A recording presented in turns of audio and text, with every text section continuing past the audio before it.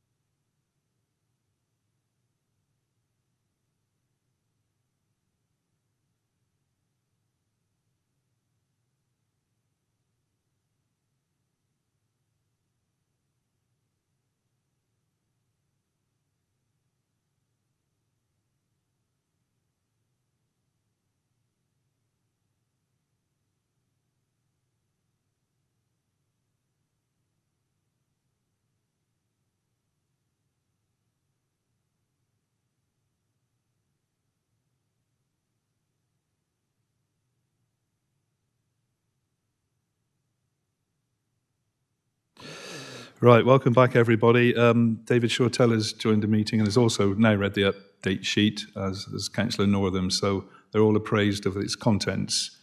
I will now move to the roll call and introductions.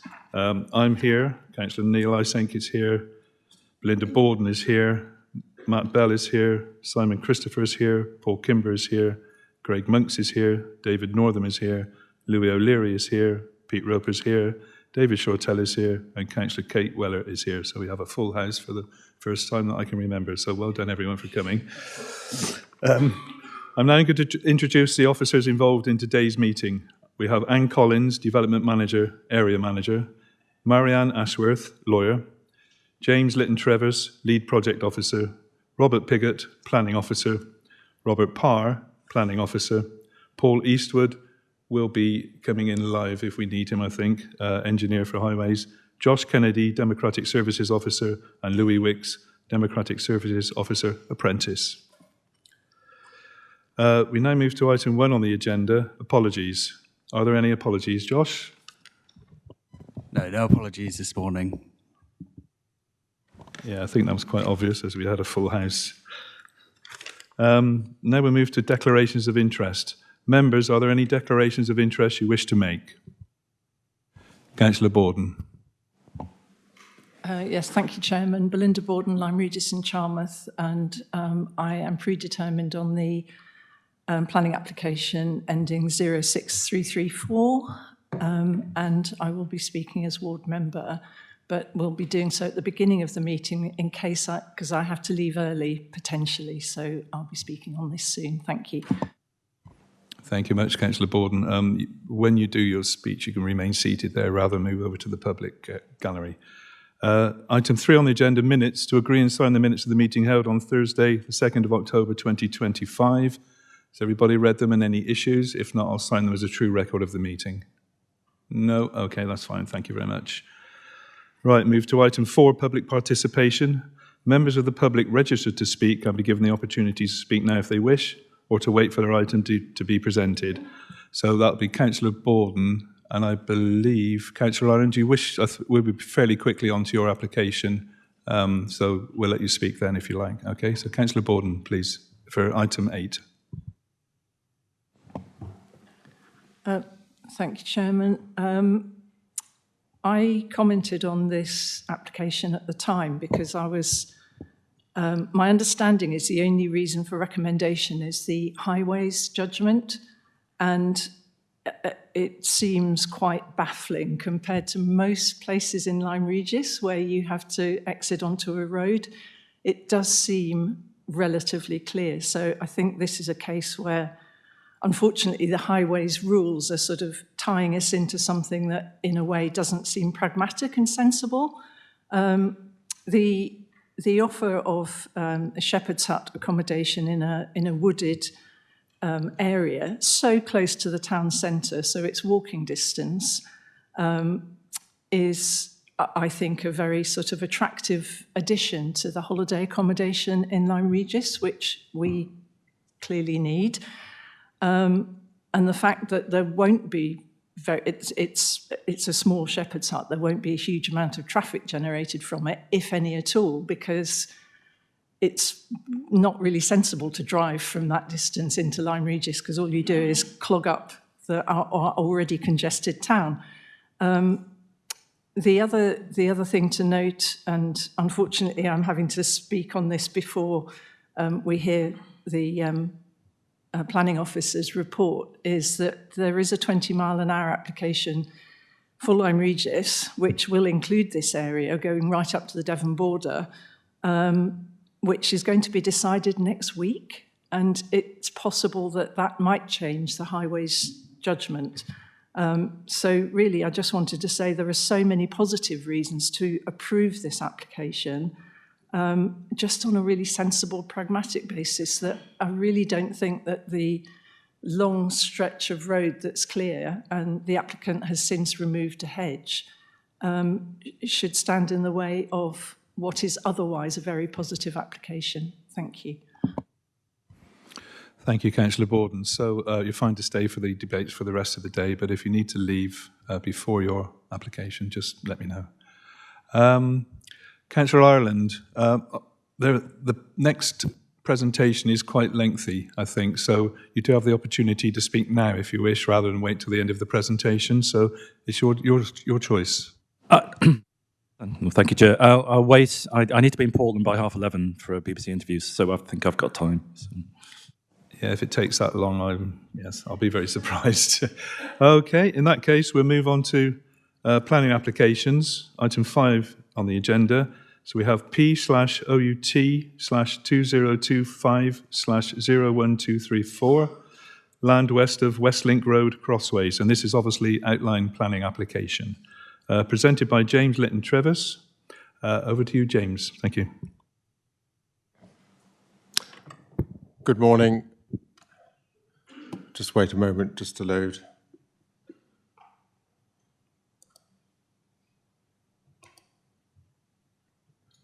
Yes, this is a hybrid planning application. Hybrid means that it has two elements within it, partly full and partly outline. So this comprises an outline application for 145 dwellings, open space, landscaping and associated infrastructure, with all matters reserved except for access. And the full element of the application is for a suitable alternative natural green space, such a mouthful. It's shortened to SANG, and I'll explain that shortly. Here is the site outlined in red to the western side of Crossways. This is the built-up area, obviously, of Crossways, and as you can see, it lies right next to the edge of the built-up area. This is Llewell Road, or West Link Road. It seems to have two names. I'll probably refer to it as Llewell Road. And here's the Warmwell Road, which is the main road which passes by the village. And the site's currently agricultural land. It's relatively flat. It's, in that photograph, it looks as though it was being cultivated for an arable crop. Currently, it's laid to grass. Around it is open countryside.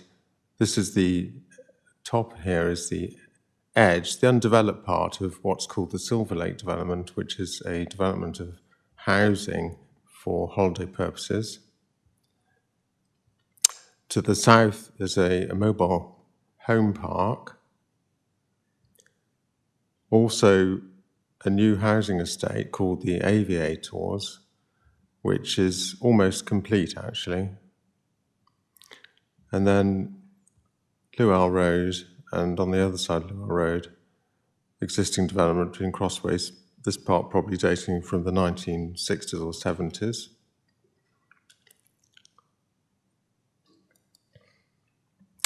And here is the site in slightly more detail. There is a public right-of-way which runs along the edge here and across, crossing over the road. This is the road that enters into Silver Lake, their main entrance for the residents. These are two disused hangars because the area used to be a RAF base prior to it being developed until after the Second World War, when it was removed and housing commenced as in the 1970s. And these are the two existing developments on the side here. And that's the proposed entrance. Looking at the site, as you can see, it is a relatively flat field. And that's looking from the north, looking from the south. And the general landscape in that area is of the flat side. So it is Crossways is a relatively flat area, as you can see in that photograph. The surrounding areas are relatively flat, which means that visibility in and around crossways is somewhat limited because it's flat. You're not on high ground looking down for the best part. So here is a plan showing the proposal, the hybrid proposal. And as I said, it comprises an outline application and a full application. The full application is for the SANG, and this is the suitable area of natural green space. And it is what it says, really. It's a public open space with paths, trees, shrubs, that sort of thing, landscaping and so on. And then the outline part of the proposal, as I said, the outline applications consist of a number of elements: means of access, appearance, landscaping, layout, and scale. The only matter that we're considering today is the means of access and, of course, the principle. So landscaping, appearance, layout, and scale would be reserved matters if we were to grant permission for outline today. And this outline application shows the site. The orange would be residential development. The green areas, this is a public open space at number 7 with a local area of play that would be in it. So that's a play area. There would be a second play area, a locally equipped area of play, a LEAP, shortened version here. A pocket park is shown at 13. It's slightly euphemistic, but it means a small area of open space. And this also shows an indicative layout for the access, which would be approved at this stage, which is from Llewell Road. And it's forming a loop, logically, in and out, and then feeders into the proposed housing development.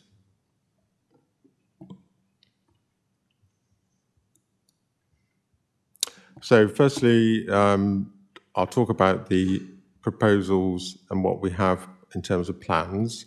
This is the same plan that you've just seen, but it does show the SANG. There are more detailed plans of the SANG showing every tree and shrub that would be planted, benches, litter bins, everything that you might expect in a public open space. I haven't shown them here because it would be too much information, but suffice to say, everything that's shown on those plans would be acceptable for meeting the requirements of a SANG.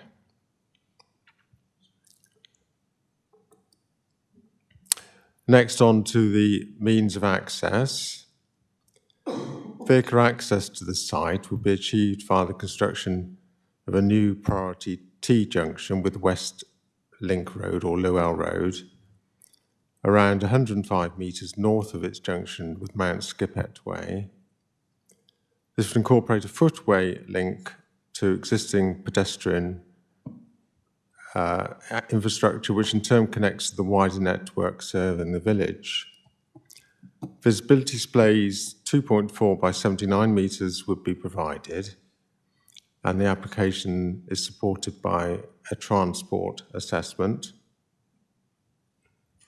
This shows Llewell Road, and this is the proposed access where my arrow is pointing. And this is the site, obviously, here. On this side, as I showed earlier, there's existing housing. There's the entrance into it. This is a field. It's not part of the application. That's an access into the field for agricultural purposes. So, onto the plans that we have before us. It's common nowadays for outline applications to have indicative plans. We've got 4 or 5, I think, here. The first one is a master plan. It's one you've already seen, and I've probably already told you as much as you need to know about it.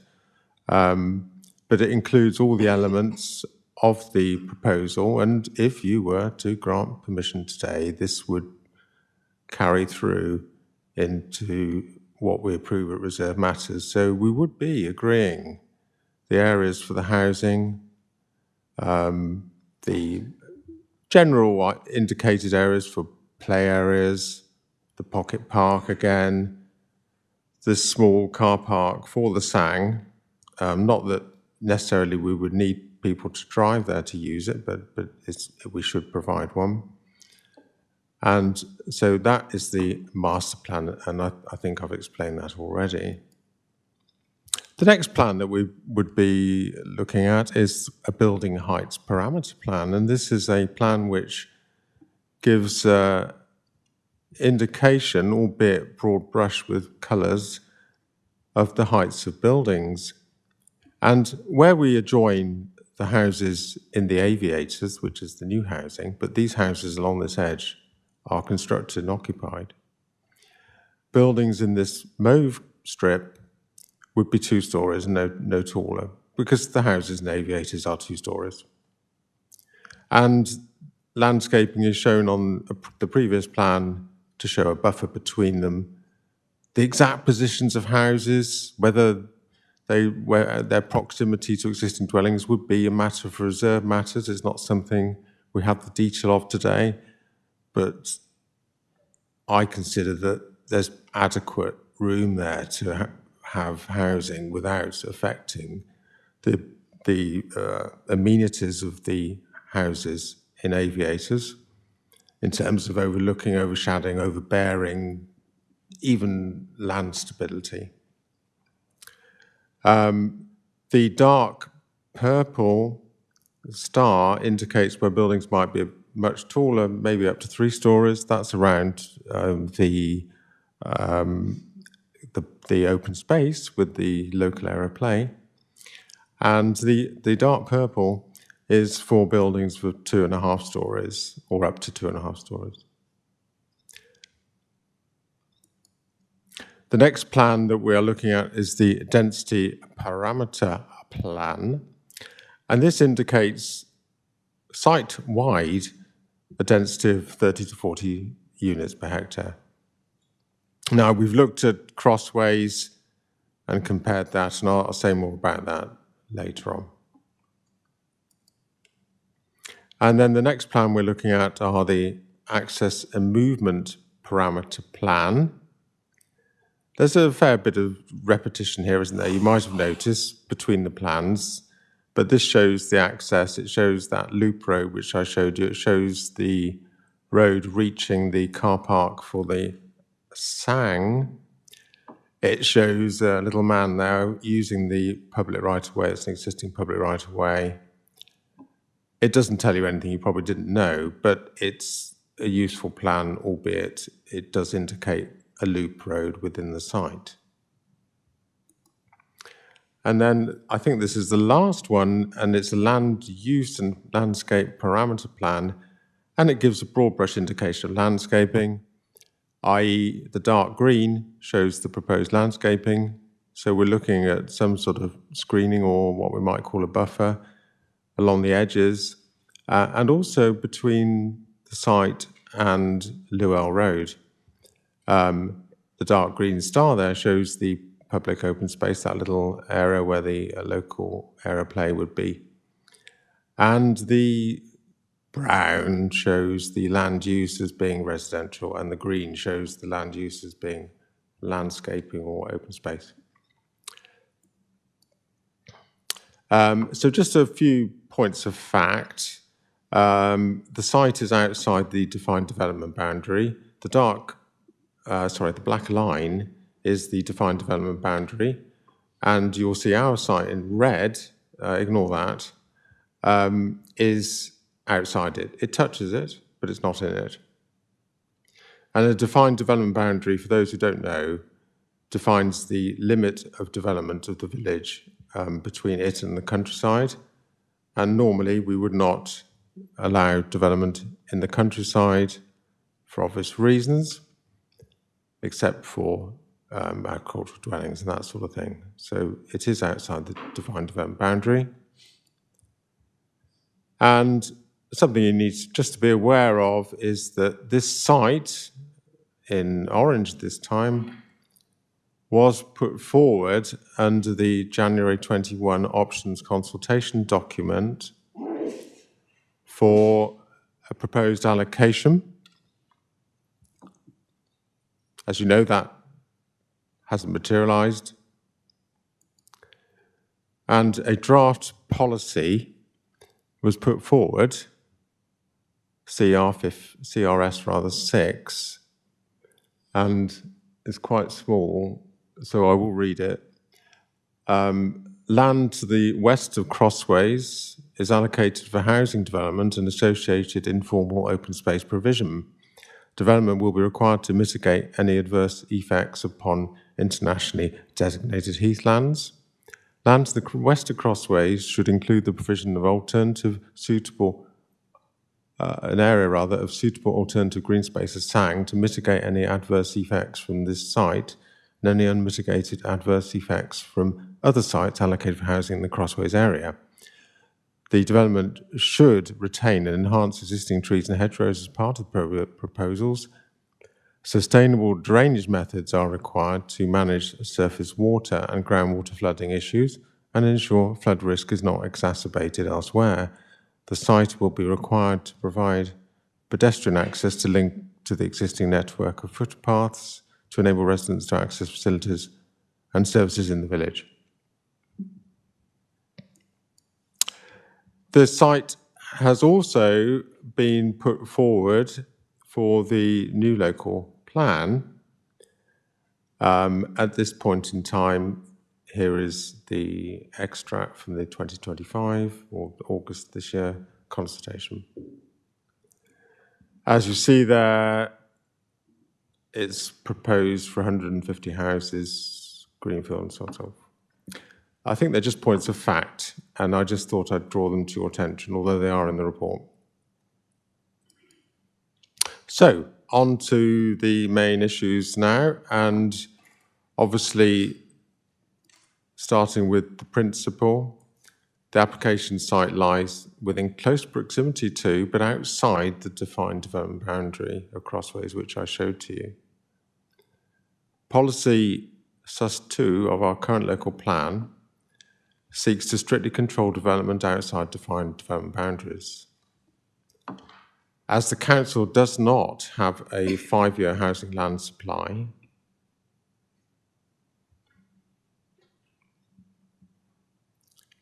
the policies in the local plan relating to the provision of open market housing within the defined development boundary cannot be considered up to date, and the presumption in favour of sustainable development as set out in paragraph 11 of the NPPF, the National Planning Policy Framework, applies.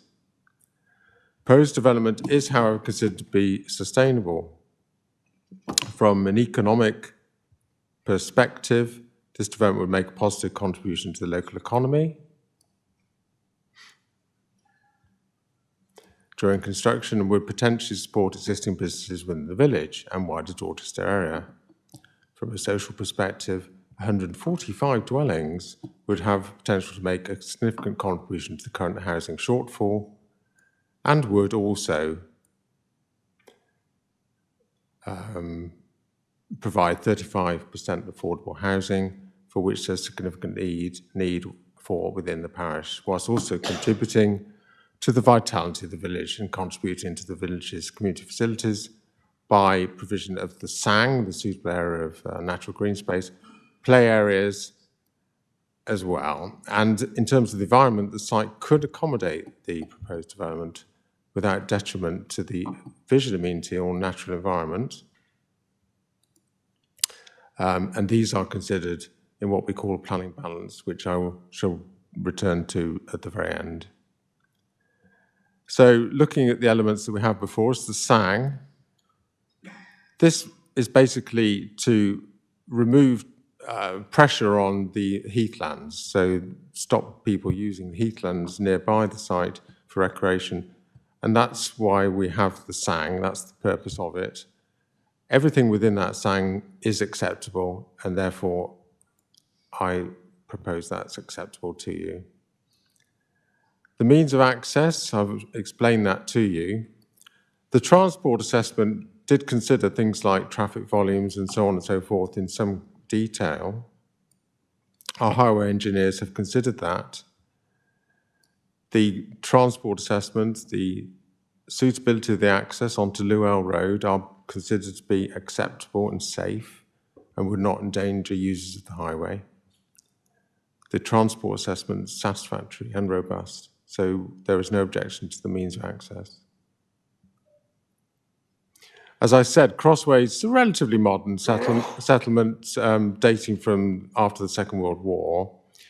The master plan which I showed to you, that was the broad brush plan that showed everything on it. That shows everything that we might expect in a planning application for housing. In terms of amenity, recreational areas proposed, the local area of play, the locally equipped area of play, and the SANG. Landscaping would ensure screening of the hangars that I mentioned, the site boundaries, a pocket park and tree-lined street could enter the site, which is what we would expect. The building heights parameter plan, 2 stories in one part, 2.5 in another, that's acceptable. That's what you might expect. Crossways is mostly bungalows or 2-story houses, with a few exceptions in Warnwell Road.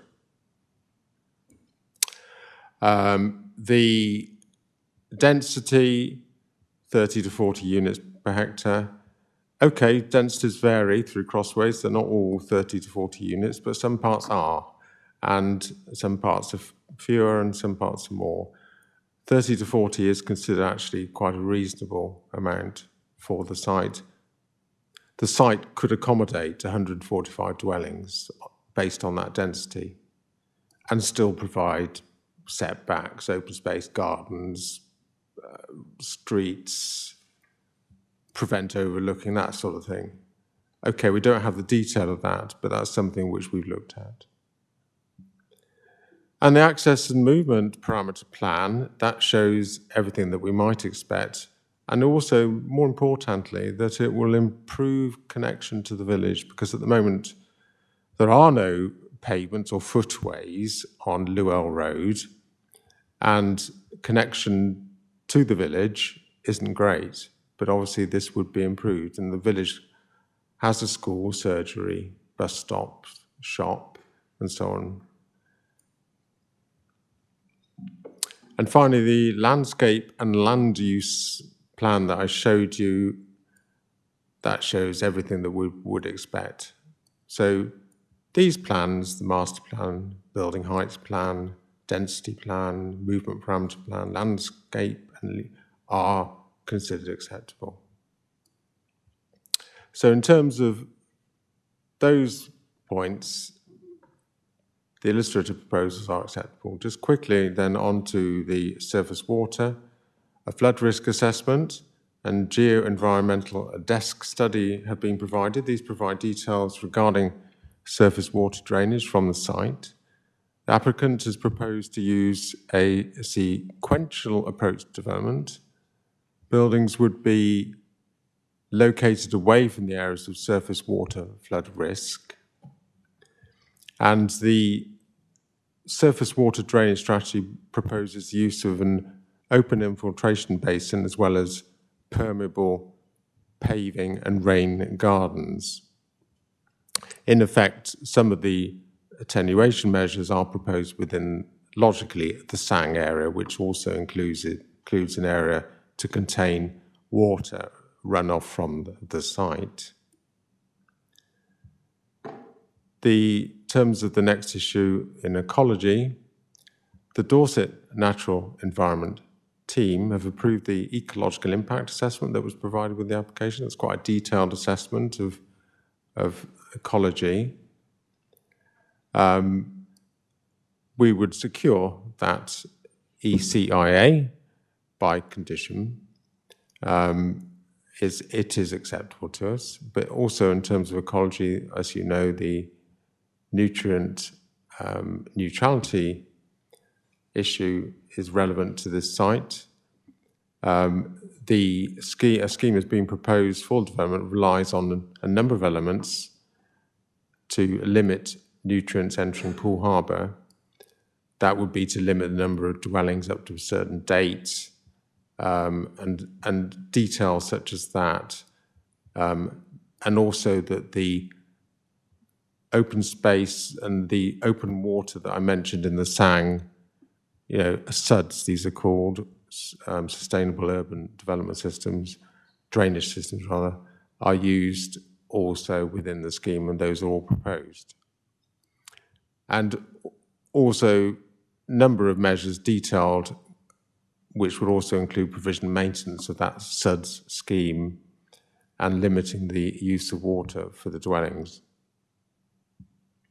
On the next issue, it's not on the screen, affordable housing. Policy House 1 in our local plan seeks affordable housing. This would be 35%, and that would be a requirement were outlined to be granted. So finally, the planning balance. So the sites outside the defined development boundary. We've looked at the proposals. The proposals are considered to be acceptable in spite of that. It's sustainable. I've explained the three strands of sustainable development: economic, social, environmental earlier. In view of that, the site is considered to be, or the proposal considered to be acceptable in principle, subject to conditions and the completion of legal agreement in terms of the impact on the residential amenity of the area, character and visual amenity of the locality, highway safety, flood risk and surface water drainage, biodiversity, protected sites. The tilted balance is set out in the National Planning Policy Framework as a vote given the lack of a 5-year housing land supply, meaning that policy sus2 of the local plan is out of date, and the adverse impacts of granting development do not significantly outweigh the benefits development would make to housing supply and the provision of affordable housing in what is considered to be a sustainable location. Additionally, the proposal would bring with it provisions of a number of public benefits, including the SANG, public footway on Llewell Road, play areas, employment during construction, and supporting existing services mostly within crossways, including the school, railway station, and businesses. As a result, the proposal complies with the development plan save for policy sus2, and the conflict with that policy is outweighed because the development accords with paragraph 11 of the NPPF. So the recommendation, given that, is to grant planning permission. This would be subject to a Section 106 or legal agreement to secure 35% affordable housing, the SANG, a bus stop, a LAP, a LEAP, a pocket park, and the nitrogen neutrality scheme, which I've already explained to you, so I won't read all of that. And subject to the conditions in the report, which I'm not going to read out here. Chairman, that concludes my presentation. Thank you, James. A lot of work's gone into this one, I can see, so thank you very much for that. We'll move on now to public speakers. So the first one I have on my list is the applicant, which is Hal Parsons. Hal, you have approximately 3 minutes. I will give a little bit of latitude if you're almost finished, and you'll get the heads up with 30 seconds to go. Thank you. Thank you. Good morning. My name is Hal Parsons. I work for Hallam Land, who are the applicant for this scheme. Our proposals have been recommended for approval by your officers. They include up to 145 high-quality, sustainable homes and new areas of public open space, including a SANG. This application offers members the opportunity to approve a well-thought and considered scheme on the edge of Crossways, which is a sustainable location for growth according to the adopted local plan. Now, while not formally allocated, the site has long been earmarked for housing by the local authority. In 2018, the site was identified in the then West Dorset, Weymouth and Portland joint local plan review as a preferred option. And in 2021, the site was a draft allocation in Dorset Council's consultation on the local plan. And earlier this year, the site was again identified for allocation as part of the options consultation. So as a hybrid application, there are two detailed elements of the proposal, the first being the SANG, the design of which has been signed off by the Council's Environment Mitigation Delivery Team. The second being the principal access to the adopted highway, which has been signed off by the Highway Authority. The residential element of the scheme is only secured in outline form, and the illustrative master plan that was shown demonstrates one way in which development could come forward, but ultimately the layout, appearance, scale and landscaping associated with the new homes will not be determined until the reserve matters stage. However, the parameter plans ensure the site will come forward logically, with new homes located in the eastern part of the site adjacent to the settlement, minimising walking distances to the village's facilities. Consultation with internal and statutory consultees has revealed no technical reason to refuse the application, and there have been just 29 public objections, which by major housing proposal standards is very low.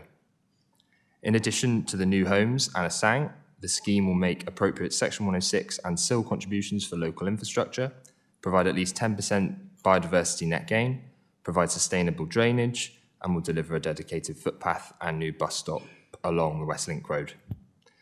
As members will be aware, Dorset Council only has a 2.53-year supply of land for housing, which represents a shortfall of over 8,000 homes over the next 5 years. Sites in sustainable locations such as this simply have to come forward to begin to address this undersupply. Furthermore, the scheme will deliver 30 seconds. Furthermore, the scheme will deliver at least 50 affordable homes, which is a huge benefit. Dorset Council has over 6,600 households, not people, households, on the waiting list. These are real people, and there is a significant unmet need. In summary, the proposals are in a sustainable location, and there are no technical reasons to refuse the application. I urge members to follow the officer's recommendation and grant permission for this good quality, sensible proposal. Thank you. Thank you, Hal. Now we move to Terry Connor, who's speaking on behalf of Crossways Parish Council. Same for you, Terry, round about 3 minutes, but a bit of latitude. Cheers. Okay, thank you. Thank you very much, Mr. Chairman. The planning application was first formally considered at a full meeting of Crossways Parish Council held on Thursday, March 27th, 2025. At this meeting, the Parish Council recommended that the application as submitted should be refused. The reasons for this recommendation was outlined in our comprehensive response document. A defined development boundary was adopted by Crossways Parish Council. This application is situated outside this defined development boundary. Development under existing planning consents is already underway, notably on Aviator Park, 145 houses, and land north of Froome Valley Road, another 145 houses, causing a considerable impact on the local environment, residents and facilities within the village. Any additional homes approved for development in Crossways will place increased strain on existing infrastructure. According to the Section 122 of the Localism Act 2011, applicants are required to consult residents living near proposed development sites.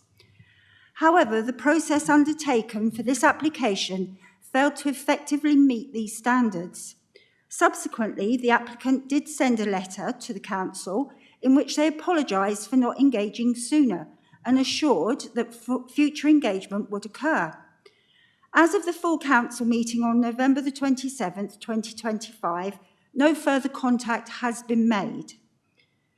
Existing infrastructure is insufficient to support further development. The B3390, heavily used by commercial vehicles, already faces high traffic volumes and speed issues. Public services, including healthcare, education and emergency services, are already operating at or very near their capacity. This application does not provide clear plans for addressing increased and possibly unsustainable demands placed on these services. Crossways Post Office ceased trading in 2024, with no other within easy walking distance. Public transport is limited and not easily accessible for most residents. The bus service is intermittent and, as far as I'm aware, doesn't run down the Link Road. There is no village-based taxi service. Assertion made that Crossways is within easy distance of a transport node in Moreton Railway Station is strongly disputed.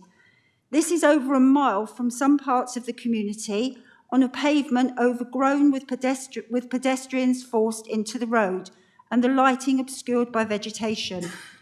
Recent experience has seen local people unable to afford the housing on developments and the schemes offered. Impractical, just almost finished. Impractical and unacceptable to the most mortgage lenders. It sees people who wish to remain in Crossways forced away because of unaffordable, so-called affordable houses.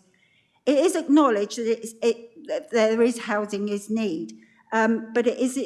I'm going to have to stop you there. You're well over time, but thank you very much for your input there.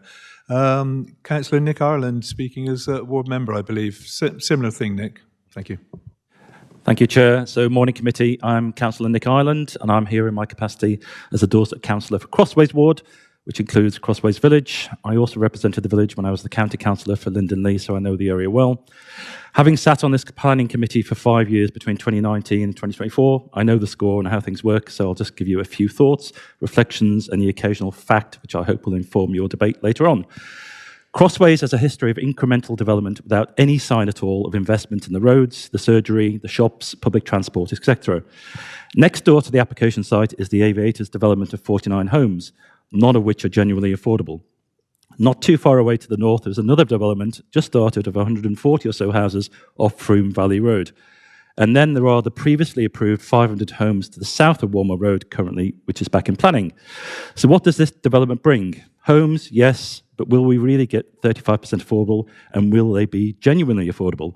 What Crossways needs is housing for social rent. Will this application provide that? The ones in Aviators are market discount, where I'm told the developers have hiked the price so they aren't really any cheaper. Yes, there is a sang, but Crossways is surrounded by green space already. It's only there for mitigation purposes. The main point I'd like to raise is around the sus2 rule. This is something that our planning officers have been most zealous in enforcing over many years, but now it's thrown out just because of housing numbers. We are told on the 15.10 that this site will make significant dent in the housing supply. But when you do the maths, it's 1.76% of the 5-year housing number. I wouldn't even stretch to claiming that is anyway significant.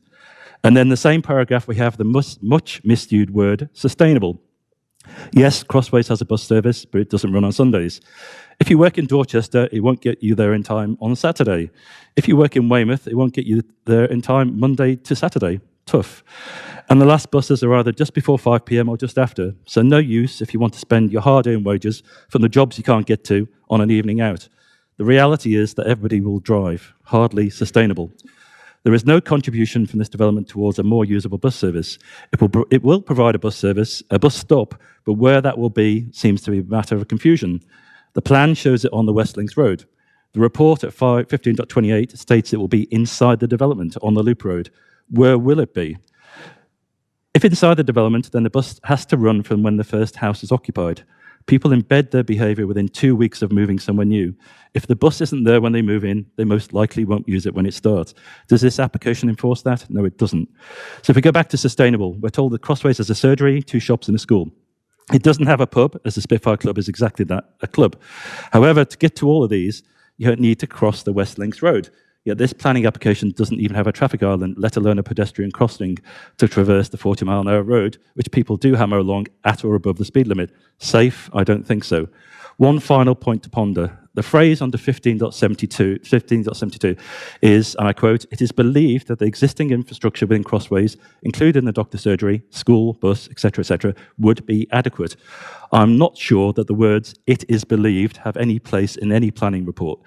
Did NHS Dorset respond? No, they didn't. Did the DC Education Officer respond? No, they didn't. Did the DC Public Transport Officer respond? No, they didn't.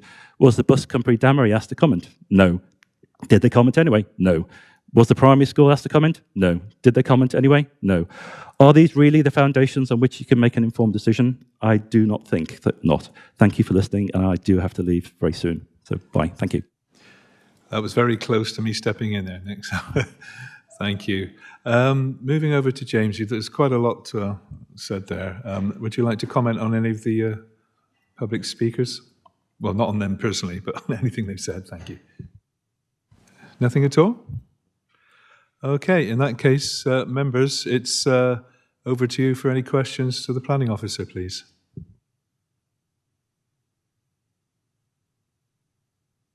Councillor Monks.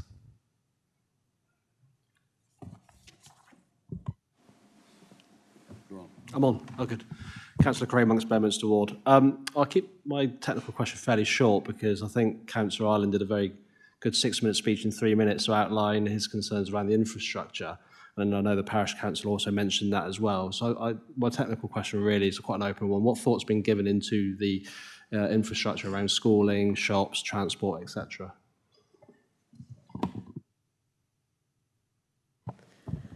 Thank you, Chair. The development will be still liable, which is the community infrastructure levy, which means that for every new house built, there is a payment made towards community infrastructure. I can't tell you what the total sum of that figure will be because it's an outline application and it's based on floor area, so it would be calculated at the reserve matter stage. But it is through that fund that the council would take money towards education, if there was identification for expanding the school, say to a 2-form entry. That would be taken through that pot. There's also money from that pot that can be eligible for parish councils to apply for facilities, etc. We did consult with Public Health Dorset and the NHS Dorset Integrated Care Board, who either didn't comment or commented in support. There was no concern raised about a doctor's surgery. For members' awareness, there is a resolution to approve a 500 home scheme on land south of Warnwell Road, which does include a doctor's surgery at this time. If there was more money required, this Crossways has the library, if there's more money for the library, etc., that all comes through the community infrastructure levy. So there is a fund of money that is taken from new development to provide local facilities, essentially. Thank you. Councillor Monks, is any more? Okay. In that case, Councillor Roper, please. Thank you, Chair. Councillor Pete Roper, Portland Ward. I've just got a question sort of regarding other approved developments in the area, and I was wondering if these applications that have been approved were also outside of the defined development boundary as this application is. Thank you, Councillor Roper. James, can I? I'm not sure the question. Minutes just to check the plan, and I'll come back to you because I don't want to tell you the wrong answer. Don't need to adjourn if somebody else wants to carry on with the question, and I can just be looking. Yeah, that's fine. In that case, Councillor Northern, please. Thank you. Yeah, check the aviators site would be my suggestion. My question is about the affordable homes provision. In your report where you summarise the planning considerations, you say that the site could provide 35% homes. In the summary at the end, you say that it will require 35% affordable homes. Given this is an outline planning permission, when does the nature of those affordable homes actually get decided? At the moment, I don't believe there's a financial viability assessment, and I'm very conscious that too often subsequent applications submit a financial viability assessment, which lo and behold shows it's not financially viable. Could I ask, has there been a financial viability assessment, and shouldn't we have one? I have another question related to affordable homes, which is that if this site had come forward 6 months ago, when Dorset Council was able to demonstrate a 5-year housing supply, it would have been outside the defined development boundary, and it would have had to be considered as an exception site, in which case it could have come forward if it provided a much more significant number of affordable homes, which I think is recognised as a good counter-benefit to building outside the defined development boundary. Therefore, I'm disappointed by only setting 35%, and I'd ask, is there anything we can do to increase that percentage, and can we actually do better than that? Thank you. Yes, I think I know what you're going to say, James. I'll pass over to you if you can take that one, or wait for Anne Collins, whichever you prefer. Yeah, I'll speak now before I forget the questions, because there were so many. 35% is what the current policy requires. So the proposal would be policy compliant in that respect. The viability of the scheme, the applicant is not claiming that the scheme is not viable, unviable rather. So we haven't checked to see whether it is or not. However, they would have to make that case outlined. They couldn't then, when the reserve matters were submitted, say, oh, it's no longer viable. So they're not claiming that, and so that isn't an issue. The scheme, for all intents and purposes, is a viable one. The site is not being proposed as an exception site, because obviously an exception site would be 100% affordable, not just 35%. So the answer to the question is that had the application been made a year ago or 6 months ago, it's slightly misleading because it's not being proposed as an exception site. We don't have a proposal for an exception site, so it's difficult for me to consider an application that we don't have, so to speak, and what we might do with it. So we're looking at this application today in the light of today and what the current policy issue is. Yes, thank you, James. That's clear to me. I'll come back to you just as... could you hold on, Anne? I'll finish with David first. Yes, you can come back on that, Councillor Northern, but bear in mind the rules have changed and there's nothing that we as a planning authority can do about that particular change. Thank you, Chair. Yes, in the recommendations it talks about 89 of the 145 units need to be built before more than 89 buildings should not happen before 2030. That's the way it's phrased. It doesn't make any statement about what proportion of those would have to be affordable houses. I would like to see it be definitive, the recommendation that should include 35% of affordable houses or more, given the total number is 50, that this scheme should deliver. That, I believe, could be placed as a condition. Would that be the case? Thank you. Thank you, Councillor Northern. I'd be interested in the answer to that as well. James, over to you. That would be something that we would need to include within the legal agreement, the Section 106 agreement. However, the 35% still applies even though a smaller portion are delivered. So, but obviously it could be secured in the 106 agreement to see that they didn't build 89 dwellings without any affordable and then the affordable later. Okay, I hear what you're saying. Sorry, could you sort of define that a bit more? So you're saying we could do something about that particular 89, that we could say a certain percentage have to be affordable of that 89. I think that was Councillor Northam's question. Yes, yeah. That's lovely. Thank you very much for that. Councillor Northam, are you happy with that answer? Thank you. And Collins, are you ready for the defined development boundary question? Thank you, Chair. Yes, the development known as Aviators Park, which is immediately to the south of the application site, that was granted plan permission in 2014. It is outside the DDB, the defined development boundary. I think it was granted plan permission at the time when we didn't have a 5-year land supply. And that is for 49 houses. The development at Froome Valley Road, further from the site, that was granted plan permission in 2020, again outside the defined development boundary at a time when there was a 5-year land supply, and that's for 140 dwellings. So both those other sites referred to are outside of our current adopted defined development boundary. Thank you. I think you can see a pattern there, Councillor Northam. Are you happy with that, or do you want to come back? Oh, do apologise. Sorry, Pete. Yes, Councillor Roper. Thank you, Chair. Could I just ask that these two developments, were they granted planning permission before the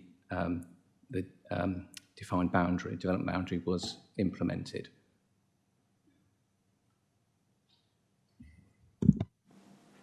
No, Chair. The current adopted local plan is from 2015.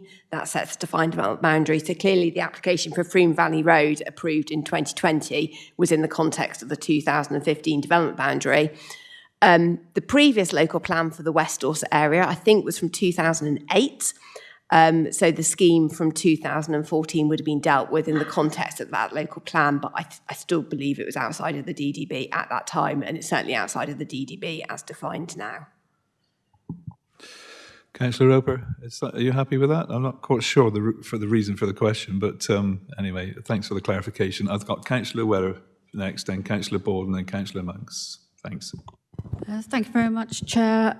Councillor Kate Weller, White Regis and Rodwell. Couple of questions, or a question really.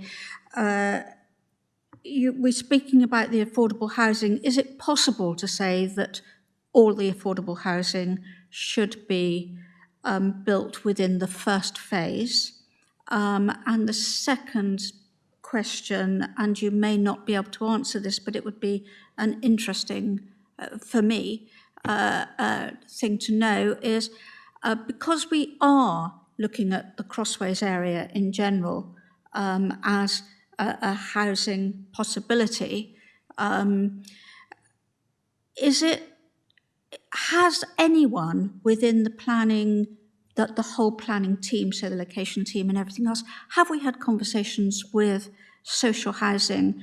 Because taking Councillor Ireland's point, a village that is almost becoming a small town should have a considerable number of social housing elements within them. And I don't believe there is an awful lot of social housing within Crossways. I think it could be a sustainable development area. It does have a station, and more people would make a bus service more viable. It would make a post office more viable. It would make shops more viable, but only if there are those sustainable houses as well. So it would be nice to know that we are approaching our social housing providers in this location. Thank you.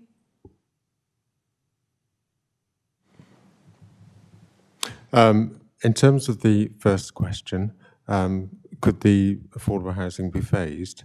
I, in my recommendation, am not proposing any phasing for the scheme because the scheme's not really big enough. It's only for 145. I say only, it seems a lot to some, but it isn't something that which you would normally need to phase on account of its size. So hence, there wasn't seen a need to phase the affordable element because obviously the 35% would need to be delivered out of the 145, which I'm not sure phasing would really achieve very much because the site will probably get developed relatively quickly. My colleague may think differently. The second point on the consultation. We're obviously currently, or we've had a consultation on the new local plan, which would have included all the main players that you mentioned.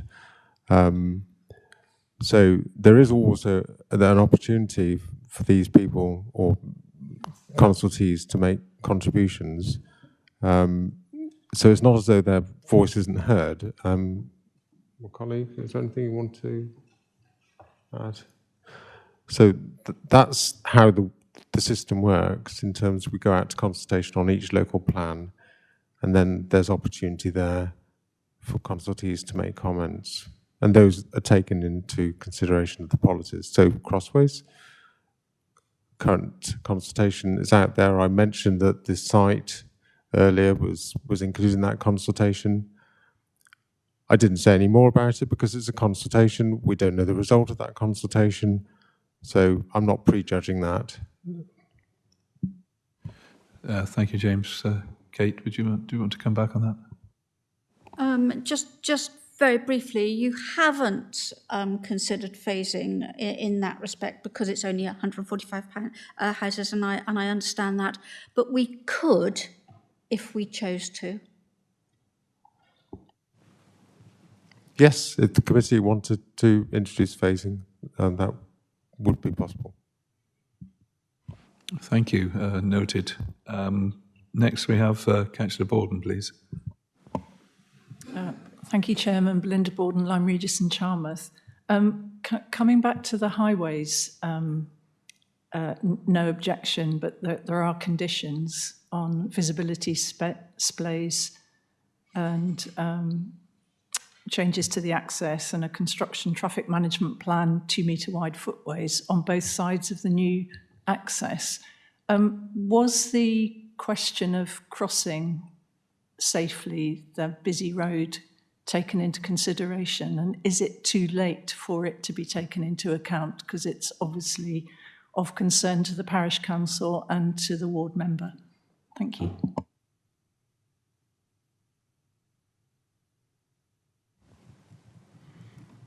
I would need to go back and check. However, from my recollections, a scheme of this size, similarly to the aviator scheme next door to it, which is 49 dwellings, were not considered of sufficient size to warrant intervention such as a controlled crossing of the road, given the existing traffic volumes and so on for using that road. So I believe in the transport assessment, which I can have a quick scan through while you're all talking, would have reviewed that. But from my recollections, you wouldn't normally expect to see a crossing provided for a scheme of this size. Thank you, James. I think from my point of view, it was put forward that people from the existing developments could actually cross over the road and through the proposed development to the village. And I've got personal experience of trying to cross a 40-mile-per-hour road without a crossing on the A35. So if you could look at that, that's a question of interest to myself as well. I was going to ask that one later. But Belinda, do you want to say any more on that one? Or James is going to check on the traffic management side of things. Yes, thank you. Just to say, we are prioritising pedestrians in the highway code now, and it does seem a bit daft. It's what's the number, 140 something, that is going to add a lot more people, and if they can't safely cross the road to go to the bus stop or to go to the village, it does seem a wasted opportunity not to provide a crossing of some sort. I tend to agree with you. I'm just going to pull rank a little bit on that question as well, James.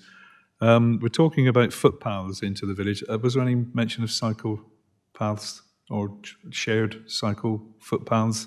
Because obviously it's a bit of a pain trying to introduce them later. Chair, do you want me to respond? Okay. I was just going to respond, on the bit about the crossing to a certain extent while James looks. Obviously, the highway team were consulted on the application, and they obviously do look at it not only from a highway safety point of view of vehicles, but a highway safety point of view as pedestrians as well. And they've considered the application, the information submitted with it, and if there was a need for a island, a pedestrian refuge in the middle of the road, that is something that the highways team would point out if they felt that was required and justified. And we didn't get that comment back. They had no objection and they were happy with the proposal. In terms of the links, they are providing new pavement links so that it's easier to walk along beside the road and to cross over to the other side. But I believe they are pavements and not shared cycle paths as well. Thank you for that. Councillor Monks, please. Thank you, Chair. Just a question to follow up from the defined boundary question. And I don't know if it's possible that you could find, there was a map near the beginning of your briefing that was like an ordnance survey map, I think it was, that showed the development. It might help with the question, but essentially my question, just following on, and actually a flavour of the previous question as well. I know that obviously we have to consider the application that's put in front of us, and when we talk about the lack of 5-year housing supply being the thing that sort of tips the balance in terms of what we can and can't do, sorry, trying to signal to me, I don't know what you're trying to say. I just wonder if that sort of balance tips the other way, because there are a number of applications historically that are also outside of the defined boundary. And what I did pick up on the map that I mentioned is that this development creeps further outside of that boundary, and it actually almost looks like it starts to attach to another conservation neighbouring. And I must confess I don't know where that is, but it feels like the old kind of green belt to try and prevent those sorts of things. So I just wonder, when you look at the balance, similarly with the question around crossing, it's not just this. I would suggest it's not just this development that should be part of that consideration, because there are other elements that do have a weightier impact, i.e. maybe they should have a crossing because there's 3 developments in this area, not just the one. I hope that makes sense, but like I say, if you see that map, you'll see the point I'm making, that we're creeping across to the west, I believe. Yeah, thank you, Councillor Monks. I've just been notified that one of our members needs a comfort break, so rather than losing somebody that can actually vote, I'm proposing to pause the meeting for 5 minutes, and we will come back in 5 minutes' time. Thank you.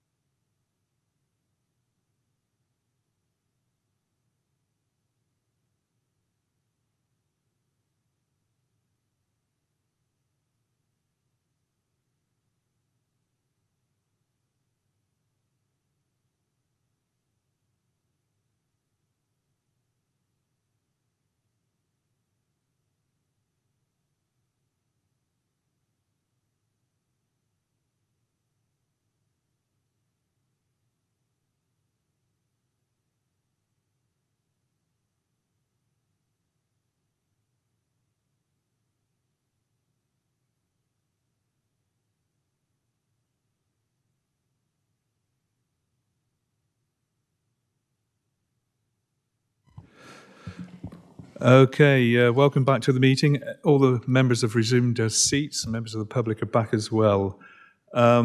We would just move over to Anne Collins for a quick comment on the, I think you had a question that you were looking at regarding the outside of the defined development boundaries, and you've now got the locations for us. Thank you. Pete Roper's question, I believe that was, wasn't it? I was responding to Councillor Monks's question, wasn't I? Yes.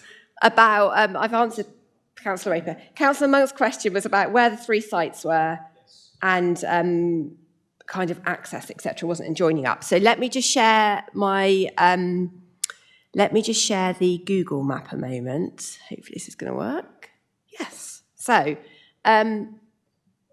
Crossways. Oh, I haven't got my point. Hang on. Bear with me. Let me see if I can just, oh, I don't think I can do anything with the pointer. Right. So Crossways, you can obviously see the main part of Crossways. Down here, I'll just move my pointer really slowly because it's a bit lively on the screen. These bits of brown in here, that is the Aviators site for 49 dwellings. The site we're talking about today is this brown patch up here. That was when the land was still being farmed. And Froome Valley Road is over the completely other side of the village and is this brown patch up to the north here. So Froome Valley Road doesn't, the access to the facilities, for instance, from Froome Valley Road, you'd go in through the development here to get to the school down here, you'd walk through the village to get to the shop over here and the Spitfire Club over Warnwell Road. From the Aviator site, if I can just switch to Street View a minute, bear with me, if I can.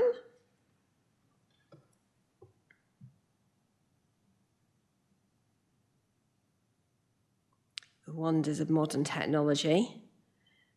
Bear with me. So over here, you've got the Aviators development. This is a photo taken while the site's being built out. And you can see they've already got an existing pavement going around there. And you've got a pedestrian refuge at this point going across Lure Road. So you can come out of the development, walk along here, cross down here. And along the road down here, you'll get to the shop, Spitfire Club, etc.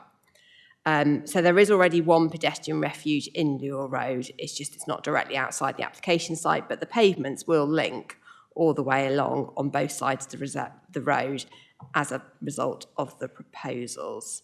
So I hope that kind of helps answer the question. Thank you, Chair. Thank you, Anne. Councillor Monks, you happy with that? Thank you. Yeah, it's very helpful. I've still got David Northam, I believe, with a question. I hope I haven't got anybody left outstanding. Thank you, Chair. David Northam, Upway, Broadway Ward. My question's about the options that were mentioned by the officer. There were Dorset Council options considered in 2018, 2021 and 2025, but they were just an options consultation. They're not in the local plan. They're not in any local plan at the moment. So I'm wondering what weight should we place upon that comment from the officer? To my mind, it's an irrelevancy that they were considered as options, apart from. So I wondered why it was mentioned. Does it carry any weight? I think it's informative, at least. James, can I pass it over to you, or Anne, please? Before I answer that, I have looked at the transport assessment, and yes, it does reveal scrutiny that was given to connections with the village, and considerable thought went backwards and forwards between our highway engineers and the people preparing the TA, looking at cycle and pedestrian improvements and connections to crossways. And in no part of those discussions was it considered appropriate that you would need an actual crossing provided. It was considered that the improvements to the footways or pavements would be adequate for a scheme of this size. Obviously, I'm not a highway engineer. If you had further specific detailed questions, then that would be for them to answer. The reason I mentioned the draft policy CRS 6 and the proposed consultation was just purely for information. I'm not attaching weight to that. It was just so that you're aware of these. I did say that the consultation is a consultation, so we're not attaching weight to it because that is out to consultation. It's not being considered. So it's just to make you aware of the planning policy situation surrounding the site. Yeah, thank you, James. I think I understand and follow you on that one. Councillor Weller? Sorry, Councillor Northam, you are okay with that one? Okay, thank you. Councillor Weller. Thank you very much, Chairman. Councillor Kate Weller, White Regis and Rodwell. Thank you very much, Anne, for those photographs. That was very helpful. I know this village pretty well. I travel through it regularly. And the main road is incredibly busy and with heavy vehicles as well. But we're not talking about people needing to cross that main road to get to the shop. So with the photograph evidence that you've just given us, I'm assured that with adequate pavements and that crossing point, it is safe for people to now walk to the shop and elsewhere. So that's reassured me. I'm still very concerned about the fact that this area needs social housing. But I appreciate that's another matter. But thank you very much for that clarity. Thank you, members. Unless there's any other questions for the planning officer, will David Shortell? Thank you, Chairman. David Shortell, Westmoors and Three-Legged Cross. The officer mentioned the other sites that have been developed close by. Did they contribute sills in each case? And would that then be combined with the sill for this particular development for improvement to infrastructure and facilities? I'll pass that straight over to Anne. Thank you, Chair. Yes, the adjacent scheme at Aviators Park, because that was granted planning permission 2014, that was actually before the introduction of the Community Infrastructure Levy. And I think I might have dealt with the original outline scheme, in fact, and we secured contributions via the Section 106 to education, affordable housing. I can't remember what else off the top of my head, but I think there was definitely an education contribution at that time. The scheme for 140 houses at Froome Valley Road in 2020, because that postdates the introduction of Community Infrastructure Levy, which was approximately 2015, that development's commenced on site, and they will have started paying those Community Infrastructure Levy payments that will go into that pot of money for provision of infrastructure in the area. So I think the answer is yes, then. Councillor Shortell? Thank you, Chairman. Yes, my interest, of course, is whether it would be combined in order to provide suitable infrastructure and facilities. Another question I might have, a kind of secondary question, is that the fact that the SANG, I know a mention was made that the residents could use the facilities available to them now for recreation, and that would then possibly be transferred to SANG. The SANG itself, who would maintain that and pay for it and keep us upkeep? Would that then be down to the local residents or to the council? Good question. I think the officers are just conferring.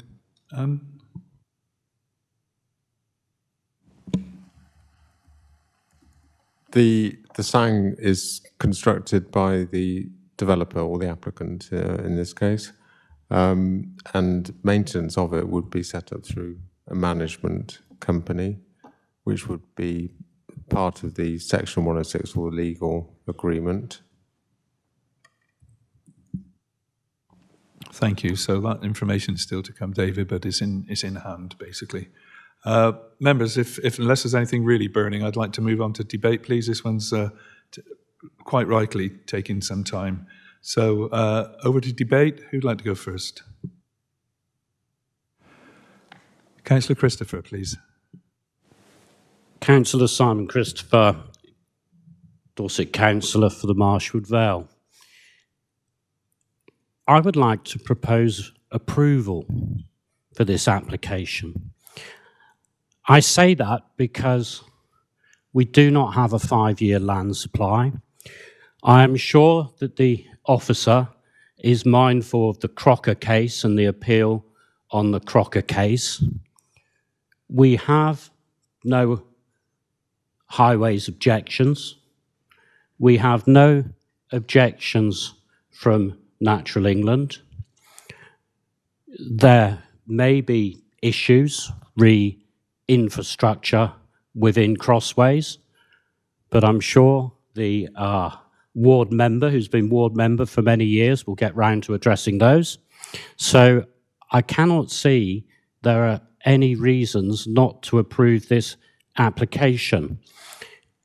I do perhaps have sympathy for members sitting there thinking that the emerging Dorset local plan, the consultation, talks about a flexible strategy outside of development boundaries being restricted to 30 houses. But in these circumstances, where everything has been laid out in front of us and where we have the officer recommending approval, and where the economic, social and environmental benefits are laid out to quite clearly as exceeding the harm, and the fact that we're aware of the number of households on the housing register, and the fact that this will supply 50 affordable houses or thereabouts, I really think there are no reasons for refusal that I can think of. Thank you. Thank you, Councillor Christopher. So we have a proposal. I'll move to Councillor Northern first. Thank you. I'd like to suggest that we amend the recommendations to be specific, that where it talks about the nutrient, is this not part of the debate? Yes. You need to call for a seconder. Sorry, thank you. I thought Councillor Northern was going to second it, which is why his hand went up at the same time as Councillor Christopher's, and he usually seconds if he doesn't propose. So in that case, Councillor Northern, could you please hold your question or comments while I seek a seconder for the proposal on the table? Do we have a seconder?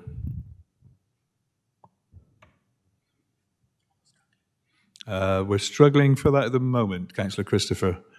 In fact, I will be happy to second your proposal. So we now move over to Councillor Northam's. Now move over to Councillor Northam, please. Thank you. I would like to support the approval of this application, but I do think we need to tighten up one of the conditions. So the condition which I'd like to tighten up is where it references that no more than 89 homes should be built before 2030 as part of the nutrient policy. I think that needs to have an element there which talks about, and of these, at least 35% will be affordable homes. Because I don't want the situation to arise where we get to a stage in the development where the developer comes back with a revised plan for economic reasons. Is that a possibility? I do think the question of viability, Councillor Northam, is something that we can't really deal with at this stage, because that would be when the reason for denying any of the affordable housing. We need to, can I go to Anne Collins, please, on that one first, just for some advice, because I think we're getting into sort of an area that we're probably outside of our control at this stage. Chair, I think, it is something we could require, that of the 89 provided by 2030, 35% of them be affordable. It might be wise just to take a short adjournment, because there are some questions possibly around viability that we might be able to just touch base about during an adjournment as officers before coming back.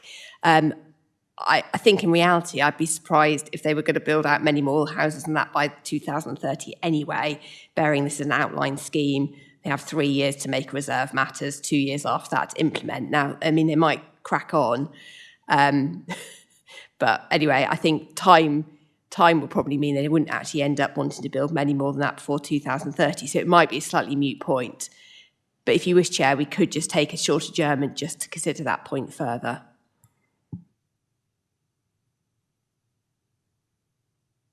Thank you, Anne. I'll just go back to Councillor Northam.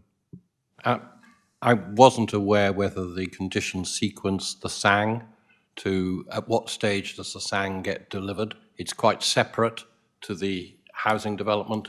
I would like it not to be at the end, but to actually be after a certain number of homes are built. Thank you. We need to look at your amendment, David, and see if you can get a seconder on that amendment first. Your amendment seems to be growing at the moment, so I'm getting rather confused as to exactly where we're going with this one. Would you like to just clarify your amendment, and then we'll see if there's a seconder before we get the officers to look into it any deeper, because it's taken, it would take a lot of time to sort this out. Thank you. The first amendment is to specify that the condition where only 89 homes can be built by 2030 includes that of those 89 homes, 35% should be affordable. The second condition is around the delivery of the SANG, and that should be after a certain number of homes. And I'll take an officer's recommendation as what's appropriate in terms of numbers of homes out of the total of 145. Thank you. Thank you for that clarity. Anne, can I just move over to you, if that's feasible, and then we can see if there's a seconder for the amendment. The conditions currently require the SANG be built within 3 years of the date of the permission. As I said at the beginning, the SANG is a full application, so if the application were approved, the SANG would need to be delivered within 3 years. I don't think I would need to change that. I think 3 years would be reasonable. And constructed prior to occupation of the first dwelling, in addition. It's going to be one of those days, isn't it? Right, so could you just clarify there, James, the SANG has to be completed before the first dwelling is occupied. And that's already there, Councillor Northam. So 2 thumbs up on that one. So you don't want that as part of your amendment. So we're going back to just clarify your amendment, please. Talks about 89 homes, no more than 89 homes being built before 2030, that there should be a clause which says that of these, at least 35% will be affordable. Thank you for that. Can I just turn to the officers to check that that's viable to go forward with? Yeah, I thought we were just going to adjourn for five minutes just for officers to, yeah. If that's what you want to do, before we go any further, then the officers need to adjourn for, we'll call it 10 minutes, and hopefully we can stop the woodworm upstairs. So again, I'm afraid, members, we have to adjourn the meeting. 10 minutes.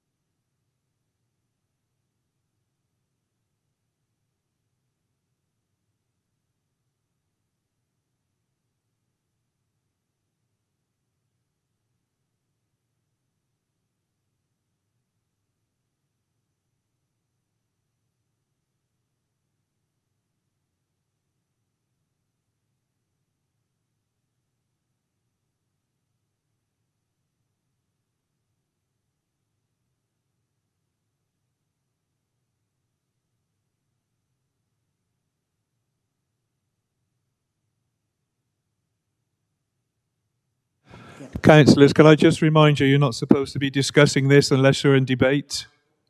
It doesn't look good, so please be careful. Thank you.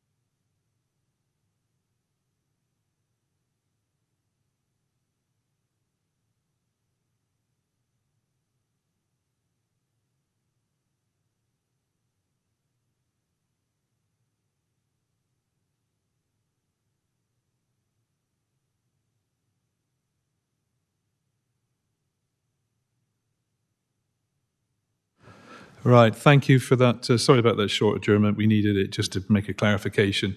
Councillor Northam, I believe that the 35% that you're suggesting is acceptable, and therefore, if you can get a seconder on that,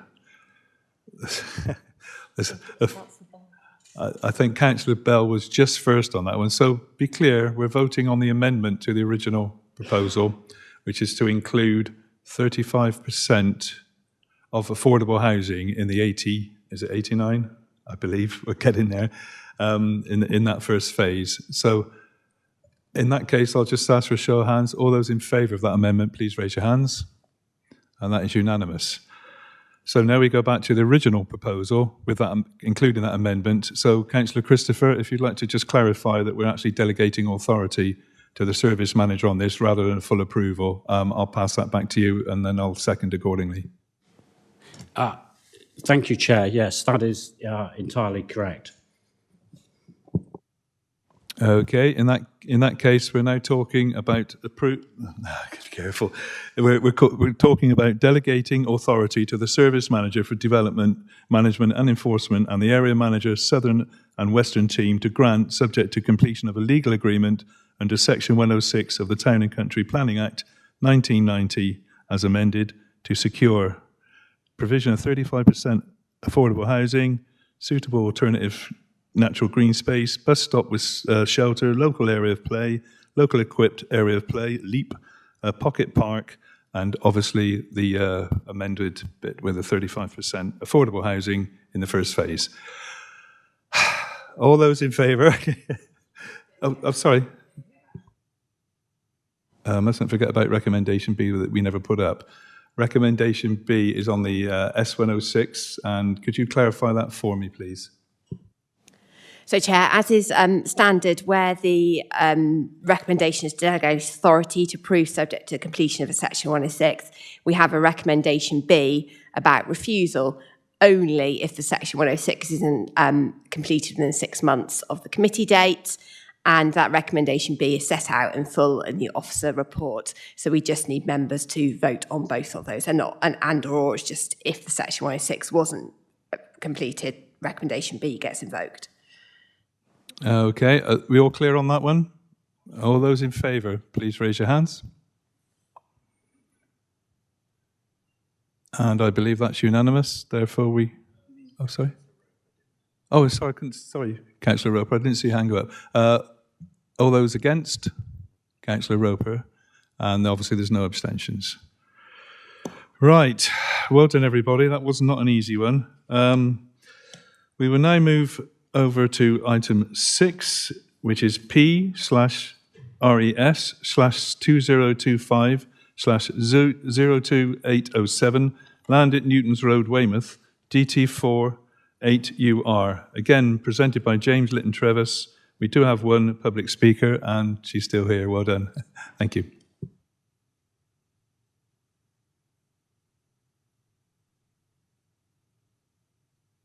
Sorry, Councillor Weller. I'm terribly sorry, Chairman. I'm going to have to leave within this application because I've got a meeting in Poole, and it's my ward. So if after the public speaker I could just say something, I'd be grateful. Can I point out to the case officer my name is Weller, not Wheeler, in that agenda as well? In that case, Kate, you're that's fine. So you can do that after the applicant. Thank you.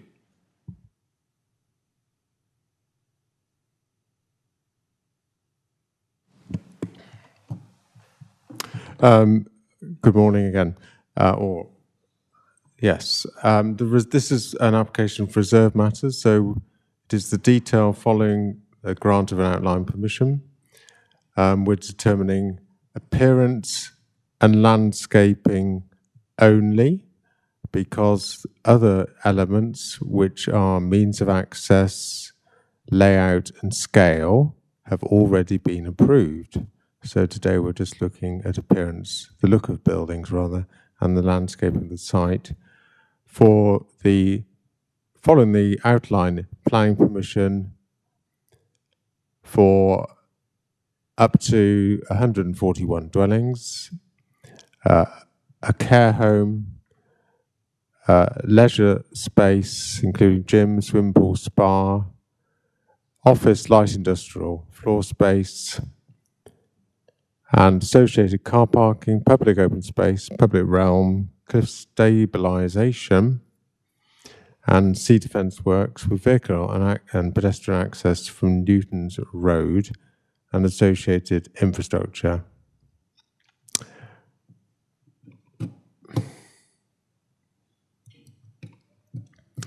And the site is located adjoining the sea and the on the former kinetic employment site. There used to be a factory, or at least a factory-like building on the site. Obviously, it's on the coast, on a plateau at the foot of the cliffs.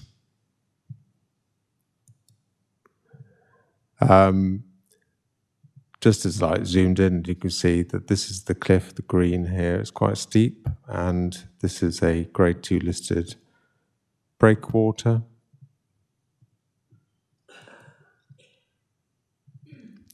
Site's cleared, factory's gone, except for a small single story at the story building at the entrance to the site. The Binclaves open space here is above the cliffs to the west. The Noath Fortin Gardens are off the plan here, but I'm sure you know them. And the CEFAS, or the Centre for Environment, Fisheries and Aquaculture Science Building, is to the south. That's that building there. The cliffs form part of a SSSI. The coastal path runs across the top of Bincleaves open space along here. Site, the land itself falls within flood zones 2 and 3 and includes areas of medium and high surface water flooding. The approved flood defences would effectively reduce flood risk to an acceptable low level, so that's already been looked at.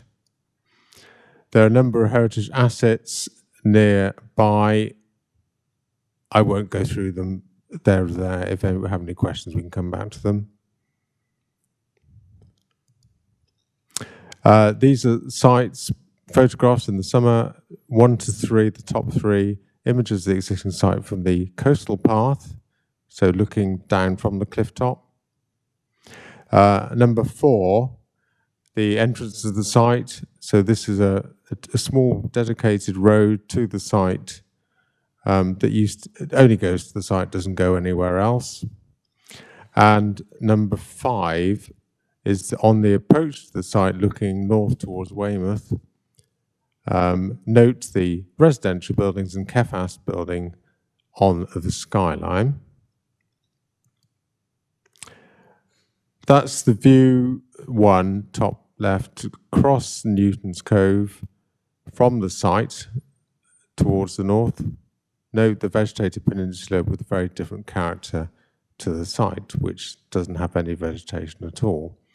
Number 2 is a view from the existing beach access looking towards the site with Bincleaves breakwater, the Grade 2 listed breakwater, and the Isle of Portland in the distance. Picture left, that's Bincleaves open space. Number 2, view from the open space towards the breakwater. 3, view south of Portland House looking towards the breakwater again. That's the kinetic building that used to be on the site, now gone. Quite substantial. This is the policy. It's allocated site way 9, and that's why it was granted outline permission. The outline permission included everything you see on the screen there, and which I referred to when I described the application at the very beginning, so I don't need to tell you all again. Dwellings, care home, leisure space, and offices. And the outline, a bit like most outline applications, we approve certain plans, parameter plans again, and we have parameter plans for this one. So this is just a recap of what we granted outline permission, because we don't need to look at it again. This was a parameter plan, and in that it showed the sites for the residential buildings, that's these buildings with my arrow over them, the office building, and the care home. So those have been approved. It also showed the pedestrian and vehicle routes. So there's a pedestrian route, that brown line proposed around the site. It goes along a promenade, which isn't there at the moment. That's the sea on both sides there. So the promenade would go around the site. Because you can't go out to the other end unless you can scale a cliff, you have to go back round in a circle. And zooming in, there's a bit more detail there. It also shows the vehicle route, obviously coming in from the top of the site there, and around to serve the development. So this is the detail of the Reserve Matters application. I'll just go through it quickly. Up to, includes 133 open market dwellings, including 1, 2, 3 bed flats, 2 and 3 bed townhouses, 60 bed care home, office light industrial unit, restaurant, leisure space comprising gym, swimming pool and spa, public toilets and a sauna. A landscaping scheme, which includes a promenade, a gateway open space as you enter the site, a restaurant with an outdoor dining area and viewing areas from the prom, a heritage area behind one of the blocks, a care home, gardens and private gardens.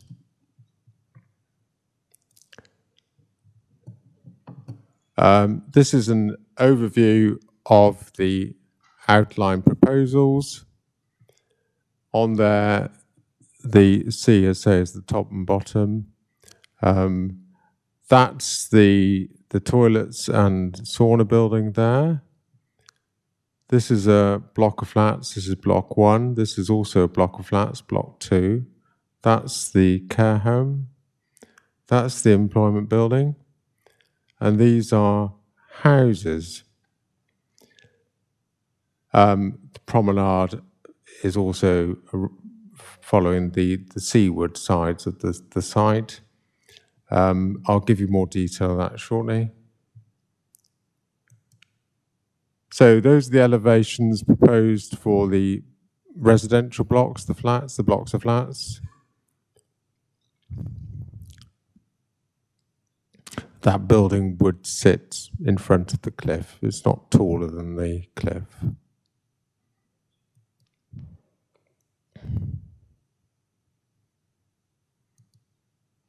Those are the townhouses, quite modest in height, adjacent to the blocks of flats. A decidedly contemporary design. That's the proposal for the employment building, which is designed in a traditional design, a bit like a warehouse, unlike everything else. That's the proposal for the care home. That glazed central feature isn't full height. It's not a huge 3-story atrium, but it's obviously done as a design feature and obviously to maximize light and sunshine and outlook for the communal areas. So onto the materials and the details of it. There's a lot of information, so I'm not going to dwell on it specifically. Suffice to say, contemporary materials, 2 types of brick, a light coloured brick and a buff brick, light bronze powder coated aluminium and wood effect cladding across buildings. The sort of thing we expect to see, really. There's the public toilets, changing rooms and sauna building, obviously built to look a bit like a large shed. The landscaping, we've got a number of elements in here. Now, this plan's been turned around, so the C's on the left and on the right here. So the entrance to the site is actually here. That's where the changing room and so on and so forth, the sauna building would be. That's the residential blocks here and there.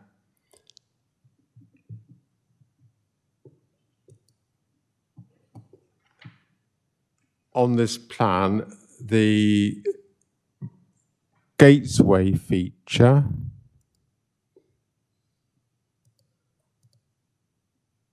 is located here. I'm struggling to read this. Can you see what that says? Where's that? Here. Sorry. So that's the, yes, that's the gateway feature. Can we read anything else on there? That's the promenade walkway which goes down here and up here. And anything else? So, yes, sorry, that covers that. It's very small on my screen. I can't see it. Some of the detail, this is the changing building. I'll just skip through these. That's that gateway feature, so that's on entering the site. You've got a feature there. There's a CGI picture of that in a moment. And there it is. That's what you would see on entering the site. There's the end of the residential block. Very modern.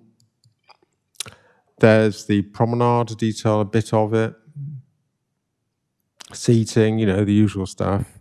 There is a sea wall here. That was agreed at the outline stage to stop inundation or help prevent it. That's the restaurant. That's the promenade viewing area. There's that seawall. That's the heritage area. That's the care home. So, principle, we've already, looking at the planning issues now, the principles have been established by outline, so we can't really redress those. We're only looking at appearance and landscaping. I consider the appearance is satisfactory and meets with our policy.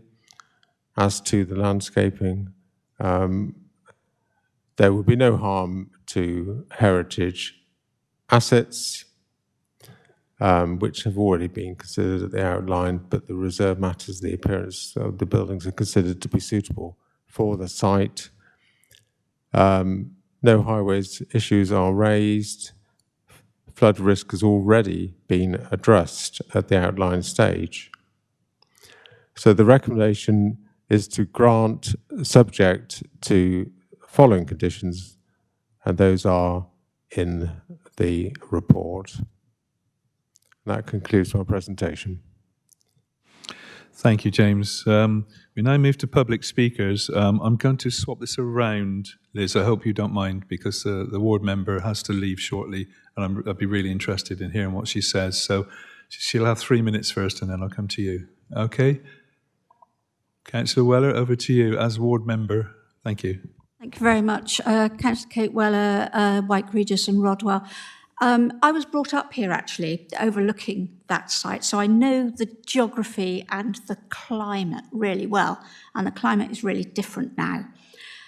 I had considerable disquiet about this application originally, but we've moved on from there, and we're now on reserved matters. I really like the public realm and so on, and I think the developers have done well in providing that, and I trust that our planning officers will be very strict in what they then agree. I think one could say that those apartment blocks and everything are really more in keeping with Spain, but they are approved. All I would say is we don't have the climate of Spain, and we all know of these lovely blocks that we see around, and they are nice, but 5 years down the line, because of our weather and our climate, there are lines down the side of the building because of our inclement, this is a hostile environment here, to be honest. In this time of year, in January, February, it's hostile. I certainly have told my children, don't put me out there because it's too cold. Beautiful though it is, absolutely beautiful, it's too cold. I know, I thought it was when I was 5. So when you're looking at materials and so on, can you bear that in mind? Can the developers bear in mind that these buildings need to be able to withstand the weather that we have here, not the weather that we would have in some inland area? That's really all I wanted to say, but I think it's important for the long-term appearance of this development, because it is a very, very special site that I think lots of people who don't have my experience, my 5-year-old experience, a lot of people would love to live in. Thank you very much, Chairman. Thank you. Thank you very much, Councillor Weller. We now move to Liz McFadden. Just for the note for the minutes that Councillor Weller is now leaving the chamber. Thank you. You have 3 minutes, and we'll give you the heads up after 2 minutes 30. Thanks. Thank you, Chair. Good morning, members. I am Liz McFadden of Estate Planning, and I am the planning agent. Firstly, we'd like to thank officers for their hard work and recommendation for approval. The applicant has carefully considered all feedback throughout, and amendments have been made to the scheme. This has resulted in a well-considered and high-quality development which is presented before you today. The application seeks approval for reserved matters for appearance and landscaping, which is considered acceptable because, firstly, the principle of development was established by the grant of outline planning permission in March 24. A series of subsequent applications, including discharge of conditions and 2 non-material amendments, have all since been consented. A separate marine licence has also been approved by the Marine Management Organisation. Secondly, the proposals have been prepared within the context of the outline permission and will deliver a range of environmental benefits, not least including the utilisation of a brownfield site within a sustainable location. The proposed building heights all accord with the outline parameters, and the layout promotes pedestrian and cycle accessibility throughout the site via a new promenade. Thirdly, the scheme is well designed, with the appearance being representative of the site's unique coastal location, history and proximity to the Jurassic Coast World Heritage Site. The final appearance of the scheme has developed extensively over the duration of the pre-application process with input from officers. This has helped to inform the final proposals put forward. Materials proposed complement the earthy tones of the adjacent cliffs and surrounding character. The urban design officer endorses the scheme. Fourthly, the development is set within a landscape framework with the proposed promenade providing an accessible link between several landscape spaces, including the publicly accessible changing and sauna area, a gateway feature area including a fountain and seating space, coastal viewing area and heritage zone adjacent to the cliffs. The landscaping details have been designed in response to pre-application advice and feedback from officers. In addition, the applicant has engaged with the council's highway officer regarding the proposed surfacing, internal routes and parking areas, with comments being incorporated into the design. The proposals include sufficient car parking spaces, including electric vehicle charging and accessible spaces. Fifthly, the scheme will deliver appropriate landscaping and biodiversity enhancements. In line with the outline permission, the landscaping scheme delivers over 20% biodiversity net gain through planting of over 60 new trees, native hedgerows and coastal habitats. Green roofs are also proposed, which will be planted with coastal species. Lastly, the applicant has also engaged with the Environment Agency throughout and submitted an updated flood risk assessment. The Environment Agency do not object to the proposals. In summary, there are no formal objections to the development from internal and external consultee organisations. All matters reserved for approval are acceptable and fully accord with national and local planning policy. The proposals have been informed by an iterative and collaborative design process with officers, resulting in a comprehensive, high quality and attractive development. It is therefore respectively requested that members grant reserved mattering permission in line with your officer's recommendation. Thank you. Sorry, I was rushing at the end there. Yeah, you tipped over a bit as well, but it was good to hear there wasn't anybody else speaking. James, any thoughts on what's been said? No? Okay. Members, questions, if you have any, for the officer? We'll go Councillor Kimber, because he hasn't spoken yet today, followed by Councillor Northam. Yeah, Councillor Paul Kimber, Portland. My question is just, out in that area, we've got the Nose, which is quite a beautiful walk, and one I do quite often.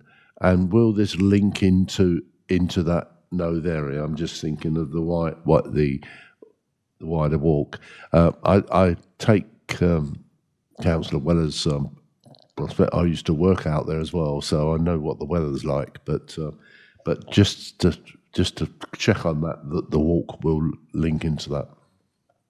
I think it does. Please remember we're talking about appearance and landscaping today on this one, but I'll just check with the officer, and I'm getting nods. So, yeah, that's correct. Are you happy with that? Okay. Councillor Northern, please. Thank you. Yeah, it's a dramatic change for Weymouth. I hope it will be a positive and good one.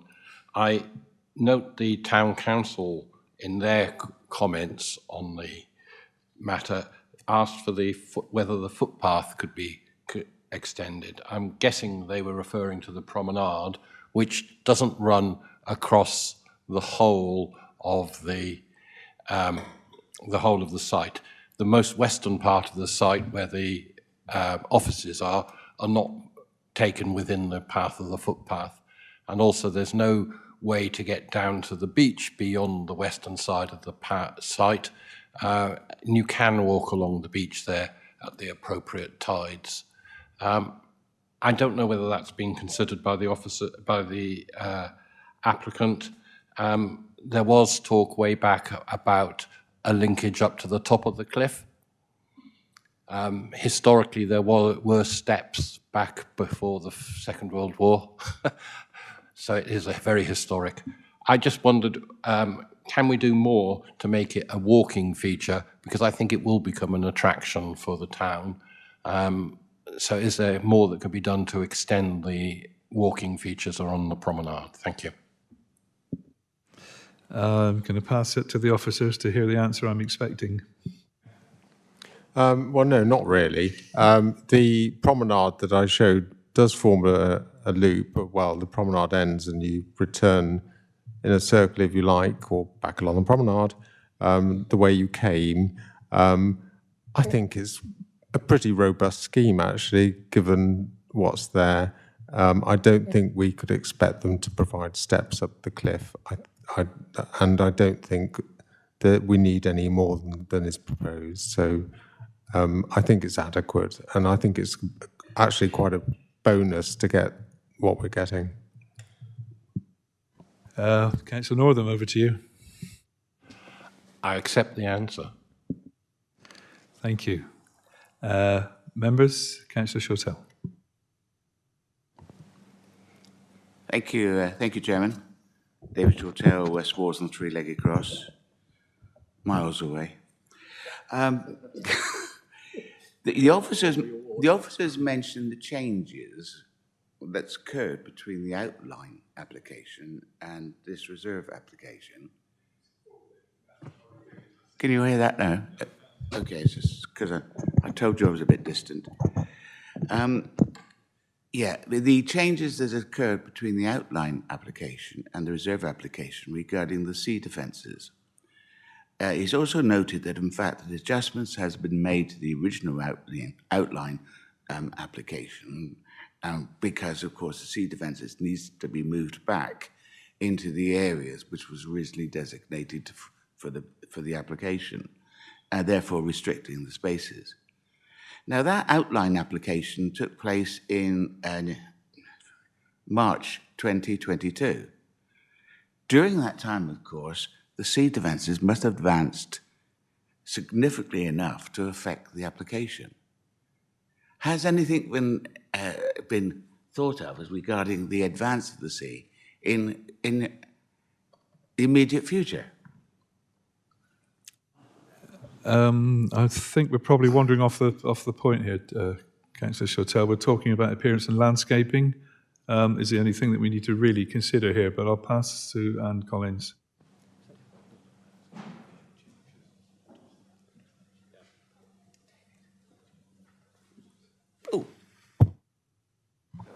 Thank you, Chairman. Yes, flooding and other issues were all dealt with by conditions on the outline plan permission. They're all being dealt with. I think most of them have already been dealt with anyway.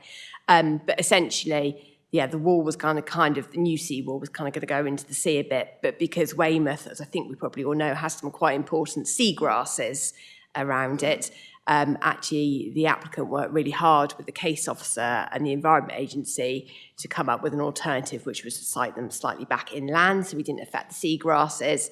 So it was nothing to do with like new information or longevity of the defences. The defences are fine. The EA have got no objection to it. As you heard from the agent, they're quite happy with the scheme. And furthermore, we are only considering reserve matters of appearance and landscaping anyway. But just to satisfy members that has all been dealt with anyway. Lovely, thank you. Any more questions for the officers on appearance and landscaping, please? No, in that case, we will move to the debate. The floor is now open for any brave soul. Councillor Bell, please. Councillor O'Leary. Councillor Matt Bell, Radipole Ward, obviously within the Weymouth area. This has been coming for a very, very long time. And it's somewhere that's very precious to the people of Weymouth. I think pretty much everyone has a family member or someone they know that's been employed at the site or has a story about it. From my perspective, it's great to see this moving forward. It signifies economic development in the area. As with all architectural designs, it will split opinion, I'm sure. But this moves this project forward.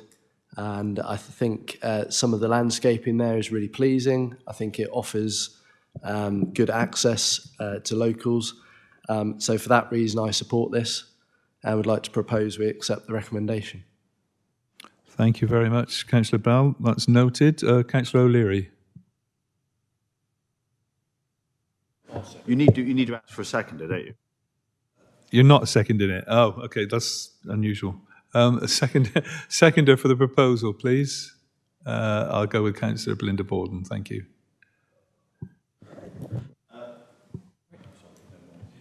Yep. Yes, thank you. I'm happy to second the proposal. Thank you. Councillor O'Leary. Yeah, the reason I won't be seconding it and won't be voting for it is because while I agree with the outline, planning and the principle of development. And as we're only discussing reserve matters such as appearance and design, I actually think the design is awful. I think it's completely out of step with the rest of the bay. If you look at houses along Bellevue Road, etc., those are older, more traditional developments. If you look at areas in other parts of Dorset along the coast, such as Durlston in Swanage, once again, out in the bay, far more traditional-looking developments as opposed to a load of glass and steel and modernist rubbish. I probably shouldn't have said that.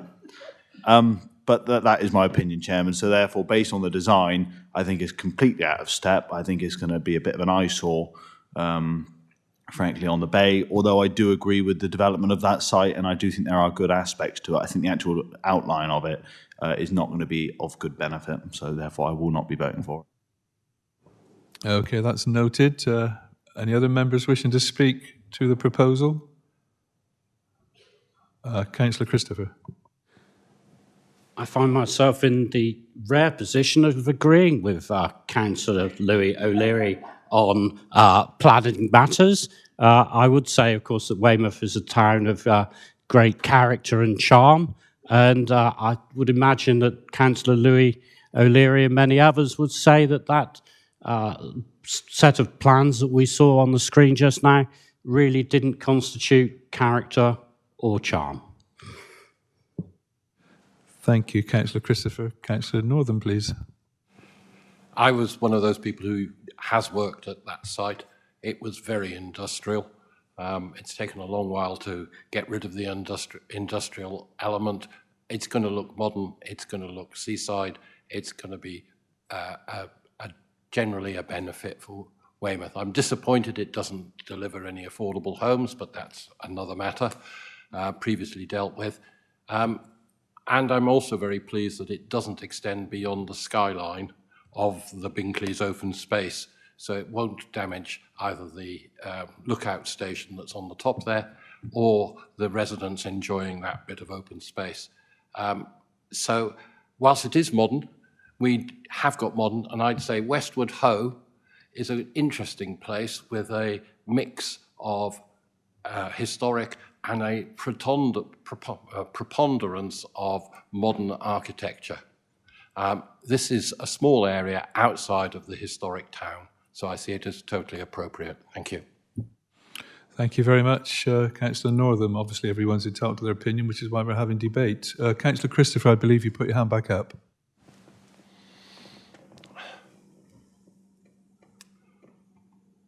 Yes.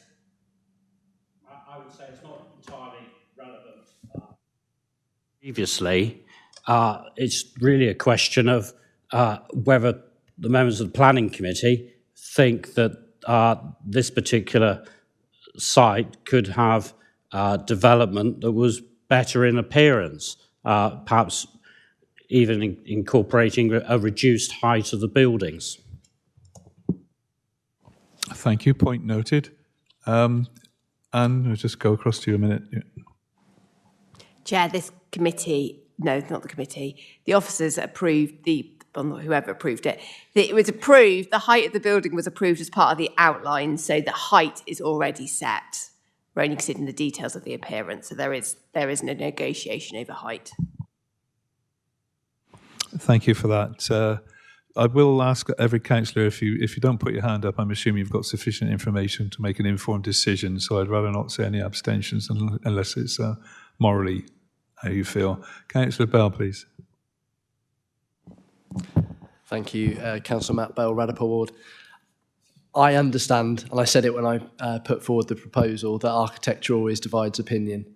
The Bay of, well, Portland Harbour and the Weymouth Bay area has a mixture of ages of buildings and design. So, for example, nearby Castle Cove has some extremely modern designs at the back of it, which I can sense one of my colleagues isn't a big fan of. But we do have that mixture of design in the local area. So just to provide some reassurance that Weymouth does have a plethora of design, and this falls within that. Councillor O'Leary, you obviously would like to respond to that. That's fine. And other councillors, please make your minds up if you wish to talk on this. Otherwise, we'll be going to a vote shortly. Yes, I just want to say that beauty isn't a thing of the past, it's a thing of the future as well. We can build beautiful things again. We don't have to conform to the futuristic ideas of planning. So therefore, I remain in my opposition to this plan. Thank you very much. Councillor Monks, please. Thank you, Chair. Councillor Craig Monks, Bedminster Ward. I find myself agreeing with all my colleagues, actually. I grew up in Westwood House. I remember what it was like before and after. And I can see the merits, the pros and cons of both. So it's a difficult one when we're just talking about what the building may well look like. So I think I'm leaning towards my colleague to the right rather than my colleague to the left on this one, if I'm being honest. But I'm trying to keep them from scrapping over this. But I'm happy to go to a vote. Okay, thank you. Anybody else? If not, I will. I'll take us to the vote. The proposal is to accept the officer's recommendation. So, all those in favour, please put your hands up. That's 8-4. All those against? 3. And no abstentions, I take it. Lovely, thank you. In that case, the application is approved in line with the officer's recommendation. Thank you, everybody. That one wasn't easy either, was it? I've noticed we're getting close to the 1 o'clock deadline. We will move on now to item 7 on the agenda, which is P/FUL/2025/04364, which is the Boat Park, Boat Shed, George Street, West Bay, DT6 4EY, introduced by Rob Piggott. Councillor O'Leary, I understand you need to leave. So he's leaving the building, and also Councillor Belinda Borden is also leaving. They have prior engagements they have to go to. Thank you. So, it's Rob. Sorry, Rob. Over to you, please, on the boat shed. Thank you.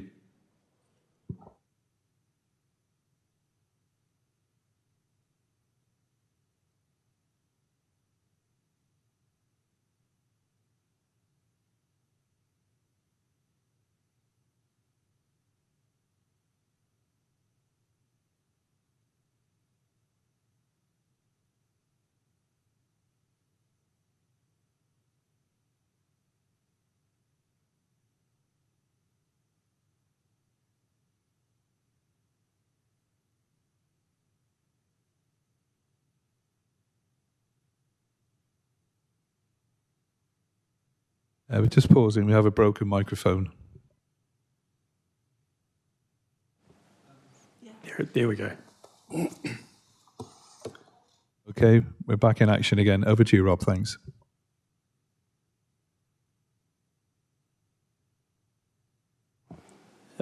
Morning, Chair.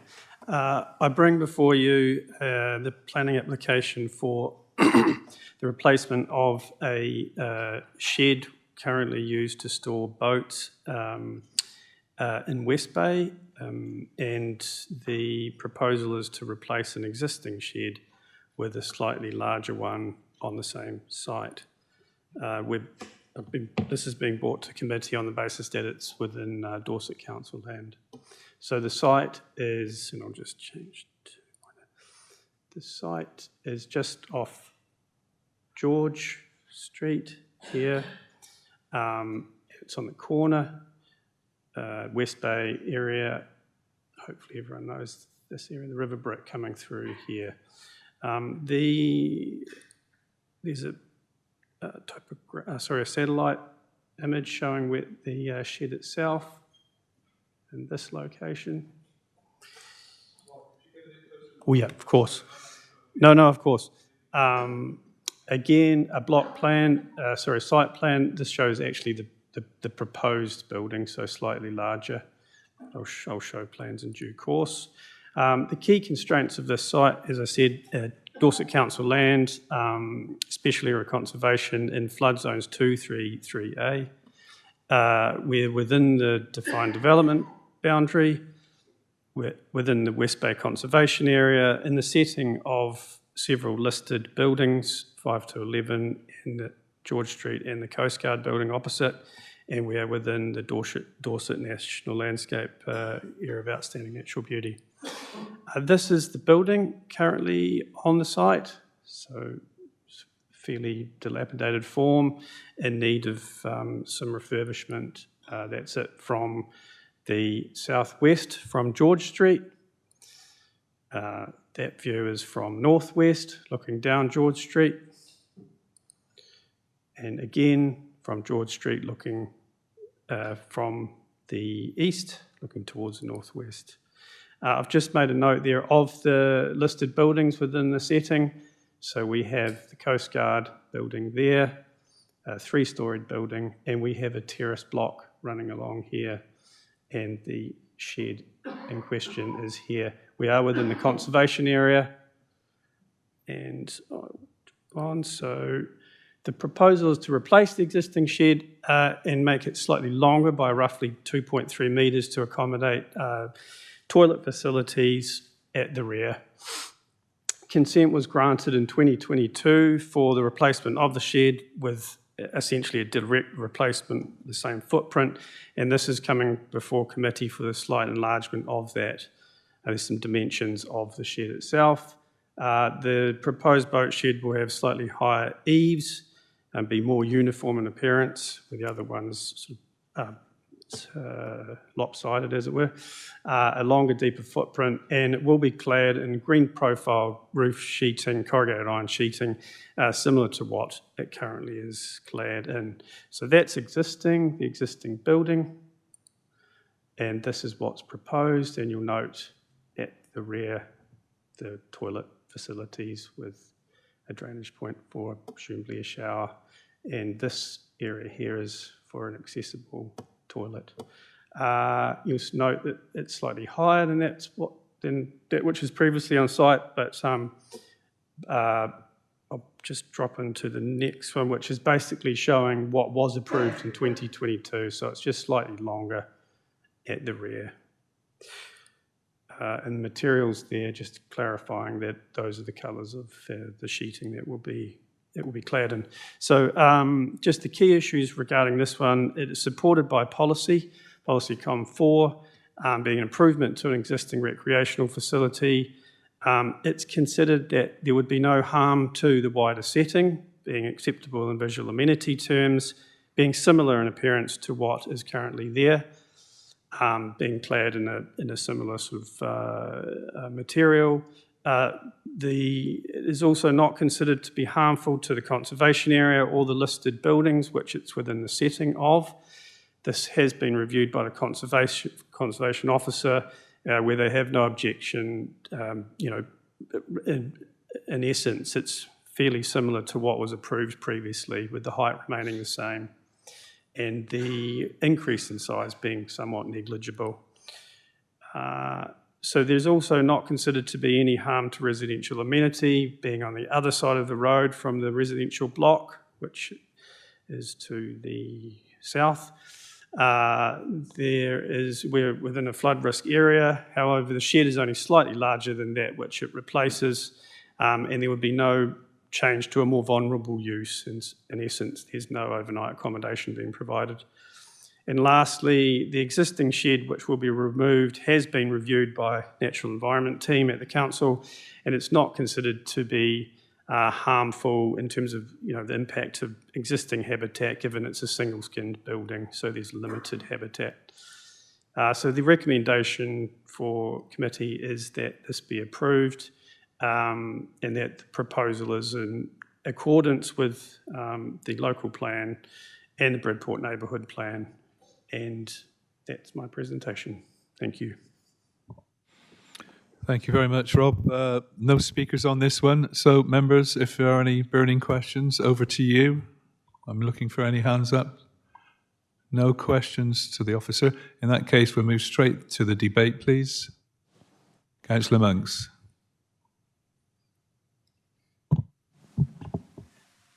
Chair, Councillor Craig-Monks, Bedminster Ward. Very happy to propose we accept with the conditions as outlined.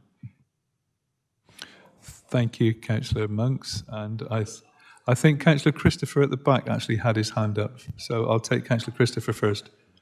Happy to second. Thank you very much. So we have a proposal on the table. Councillor Monks is proposing we accept the officer's recommendation. Councillor Christopher is seconding that. Does anybody wish to speak to this, or shall I move to the vote? I will move to the vote. All those in favour, hands up please. That is unanimous of those of us that are left. Thank you very much. So that is approved.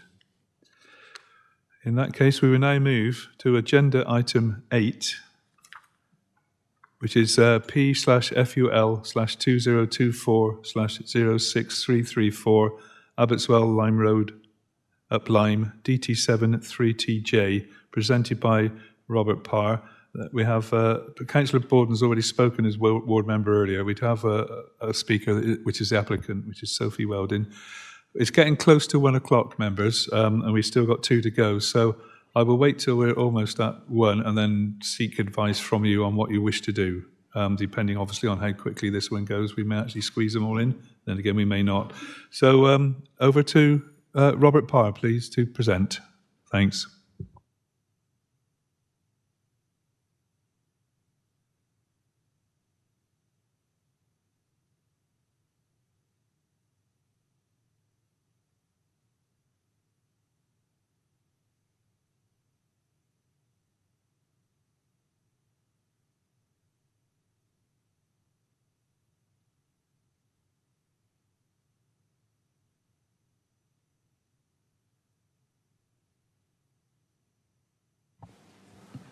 Thank you, Chair. We have the application here for the retention of a shepherd's hut. The application's being brought to committee under the scheme of delegation as the part of the site is owned by Dorset Council. So the applicant, I'll just put my pointer on a second. The application site is located in the northwest of Lyme Regis and adjoins the B3165 Up Lyme Road.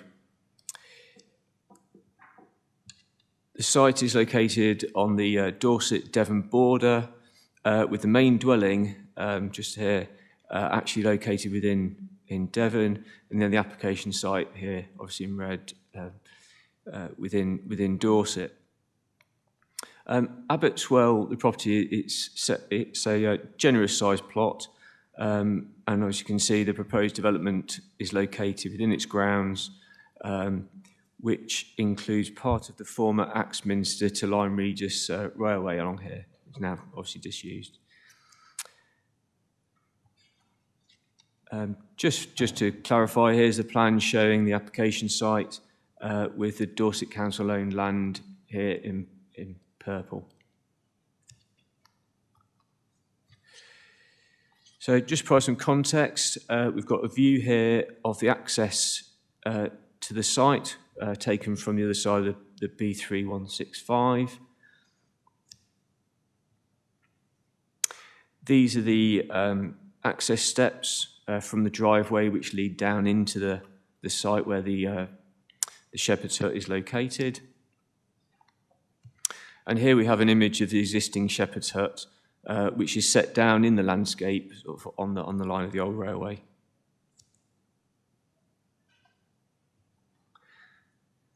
This is a photograph looking away from the shepherd's hut, sort of down what would have been the railway line, just shows the sort of context of the site and sort of wooded landscape. So we've got a site plan here with the parking that would be used to serve the shepherd's hut. There's a fence along the top of the bank here with the access steps going down into the area. The shepherd's hut located, and then over here we've got the sort of the main access point into the site. So these are elevations of the shepherd's hut with the walls finished in timber cladding and a corrugated metal roof. And the floor plan, it's a fairly modest structure with sort of one, sort of communal area for sleeping, a little kitchenette and a shower room. So this plan shows the proposed access onto the B3165, which includes a section of timber fencing proposed to be removed and replaced with chain link fencing. On the other side of the access, there was a section of hedge which has been agreed to be removed by our horticultural officer, and that has actually now been removed. And we've got the main access there, and then down here we have a footbridge wall on the road. This view is looking, let me see, northwest towards the site, and you can see the existing footbridge wall. The site is down here up on the left-hand side, slightly out of view. And then we have this street view looking southeast towards the site access here on the right-hand side, and there would be the sort of the section of fencing that would be replaced with chain link.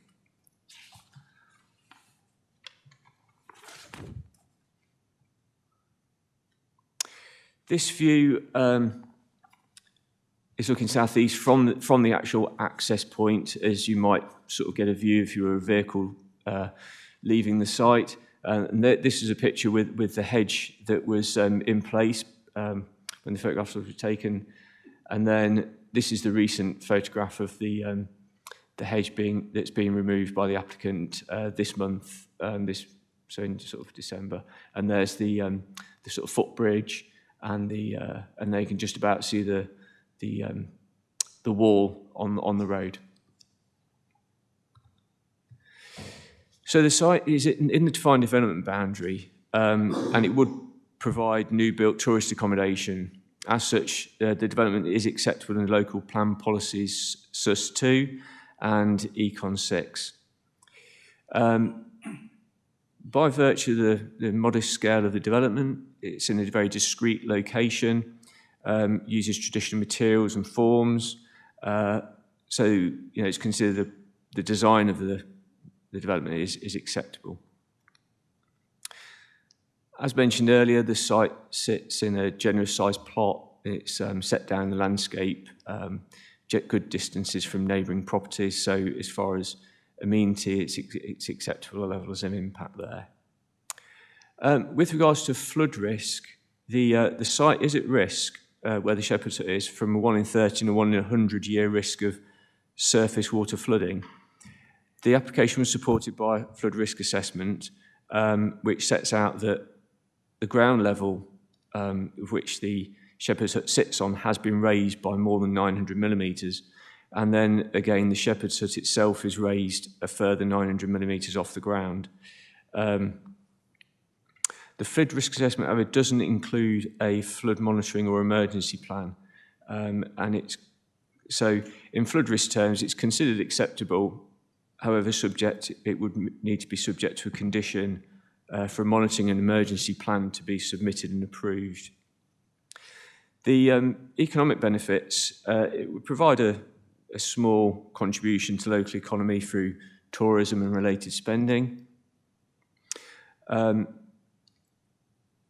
There's no environmental implications, and the hedge that was proposed to be removed has been removed outside of the bird nesting season, which is good. And there's no impact on trees. The site has, being an old railway line, there is some contamination potential there. However, as the works have already been carried out and no further excavations are proposed, it's considered acceptable and not requiring any sort of other conditions.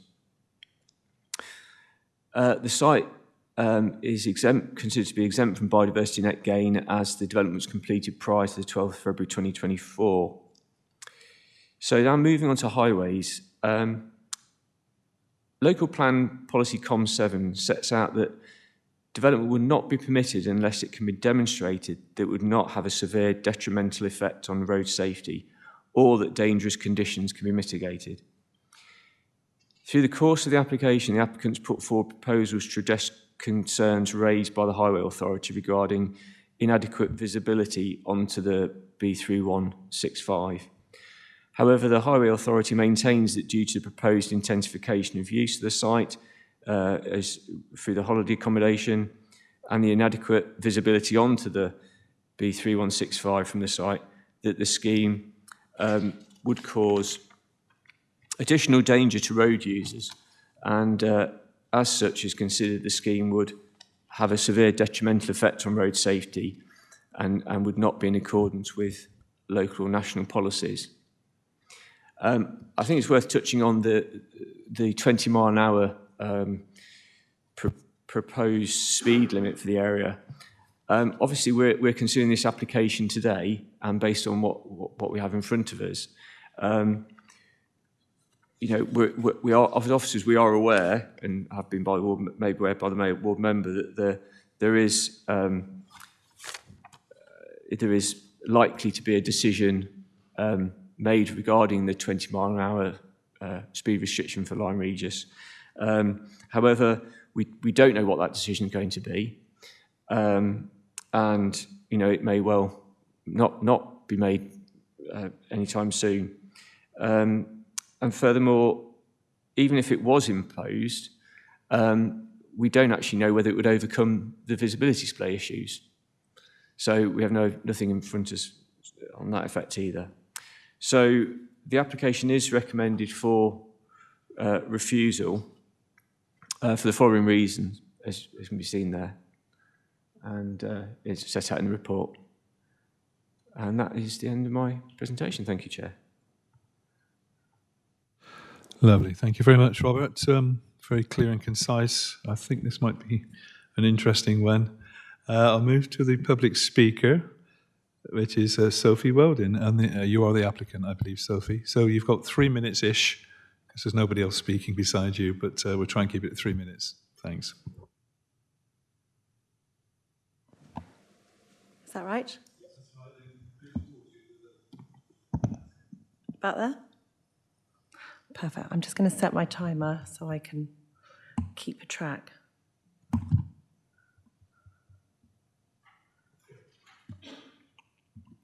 Thank you for the opportunity to speak today. I safely run an eco-friendly shepherd's hut as a holiday let in my garden on the Lyme Regis border without issue for the last 2 years. This isn't a commercial site with high footfall, but a small single hut that encourages car-free, eco-conscious tourism. It's occupied for about a third of the year. In 24, there were 67 bookings for an average of just 2 nights. 10% of guests bring no car. Those who drive rarely use their vehicles due to our excellent proximity to Lyme, the challenges of parking in town, and the fact that the X51 and 53 buses pass right by the drive.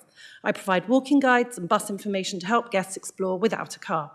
When contacted by the council, I acted promptly, cooperated fully, and appointed consultants to help. I've received full support from the town council, and there are no other issues with my application other than Highways' concerns about visibility display. Challenging driveways are common in our rural area, and the planning process has helped me understand this issue.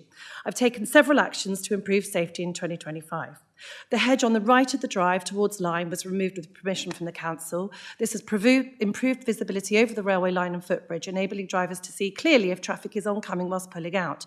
The 5-foot chain link fence is still in place for safety, and I have consent from the council to maintain that area going forward. Wooden fence panels at the left of the Devon side have been removed, which has increased visibility from behind the path as drivers pull onto the road. Permission has also been received from the landowner opposite to install a mirror to improve visibility of any traffic coming over the bridge. Whilst this is not actively endorsed by the Highway Department, there's a precedent for mirrors to be used in our area, both privately and council maintained. Further to this, I ask the committee to consider 3 points that demonstrate that the risk is not unacceptable or severe. First, there's no real intensification in the use of access. National guidance allows for 6 daily trips from a family home and 2 from a holiday let. We are well below both. I'm a single parent. I live with my 3 non-driving children. I have 1 car. I work from home and the children walk to school. Second, there's no history of harm or highway danger. Crash map data confirms there have been no accidents at or near the access in well over 25 years. Third, mitigation has been posed as explained. The actions taken are proactive, proportionate, and based on professional advice. The Highways concerns are not backed by measured data and don't reflect the improvements I've highlighted. In addition, the driveway is already in a school 20-mile zone and under consultation to become a 20-mile-hour zone permanently. This will reduce the required visibility display to 25 metres, well below the current 43, which has already been achieved. Finally, national guidance is clear. Development should only be refused on highway grounds where there is an unacceptable safety impact or a severe cumulative one. Neither applies here, with low traffic, seasonal use, a spotless safety record, and proportionate mitigation in place. After considering these points, if the committee still has concerns, I'm willing to be flexible and accept a 12-month personal permission with conditions, giving the council full oversight and time to review the sex of the changes that have already been made. Thank you for your time and consideration today. I hope we can work together and you can support my application. That's lovely. Thank you for that. Over to the officer to respond to anything that was been brought up there, if you want to, Rob. If not, just shake your head. Thank you, Chairman. Just to reiterate, we've the Highway Authority have considered the proposal and still maintain that there would be an intensification of use, and as such, that would be an unreasonable impact. It was mentioned about the use of mirrors on the opposite side of the road. However, that was likely to involve third-party land and is something which is not supported by the Highway Authority, the policy. And they're here today if you want to question them any more about that. Thank you very much for that, Rob. Paul, thanks for coming along. I'm going to take the liberty of asking you to step in now with your comments. Obviously, we're looking at the... We're aware of the proposed speed reduction, but that's not guaranteed at all. So I think we can't take that into account, really. It's not in front of us, so we have to look at the road being 30. Could you comment also on the mirrors? And also the interesting one that the applicants brought up, no accidents in over 25 years. I'm just interested in that to see whether you agree that that's what it is. Thank you, Chair.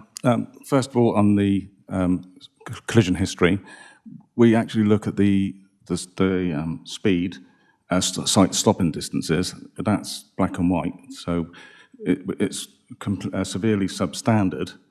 We need 43 metres for a 30-mile-an-hour zone. So whether there's collisions or no collisions, it's severely substandard still. So it would have to be recommended for a refusal on that reason.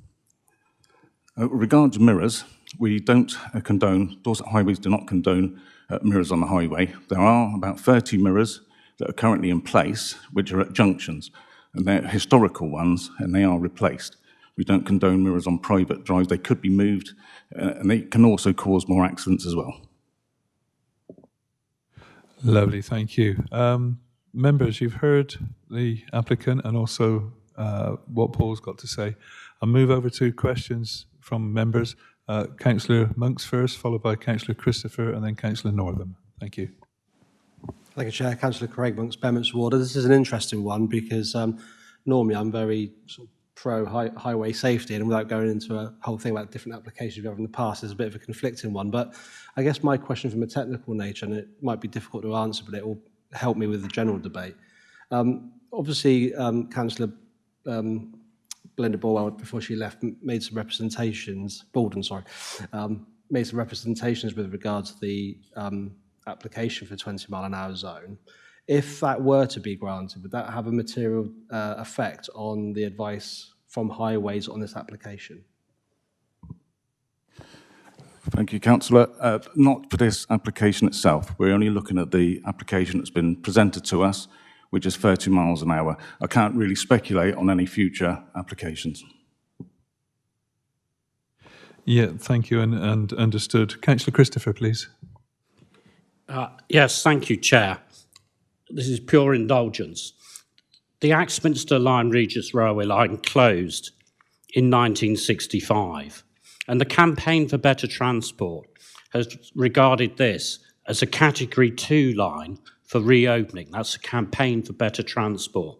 And it's a great shame the ward member isn't here to talk about the possibilities of the line, i.e. it'll be great to see it reopen as a railway line, but in West Dorset we do not have the equivalent of a North Dorset Trailway or a Rodwell Trail. So I'm almost minded to say to officers whether, if planning were to be given, whether this could be time conditioned, i.e. for 10 years or so. I will put that to them in just a moment. After we got Councillor Northam.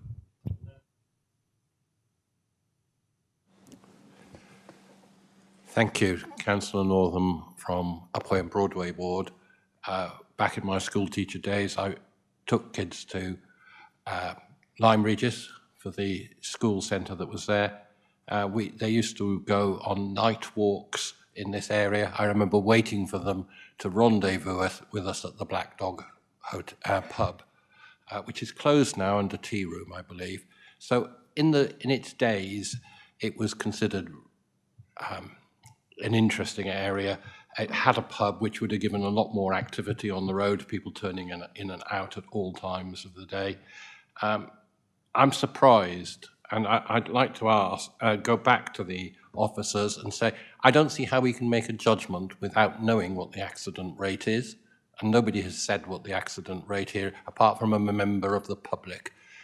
Whenever I ask highways, the first question they come back to me is, are there accident statistics? So I would like to ask that question again, are there accident statistics for this road? I think we should be considering this as part of our consideration. Thank you.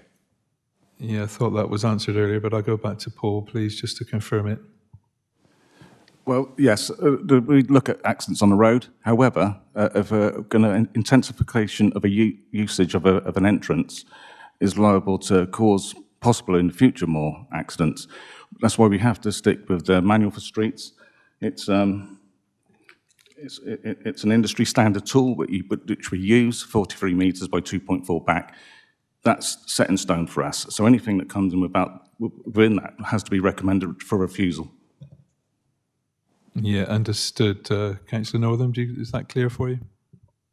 It's clear to me that the officers' view it has to be recommended for refusal. I'm not sure whether that means that this committee can take a different view. So that's my next question, please.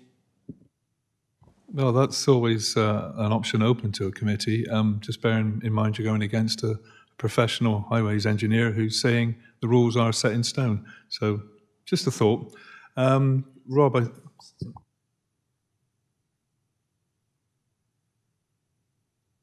Yes, members, before we go any further, it's 5-1.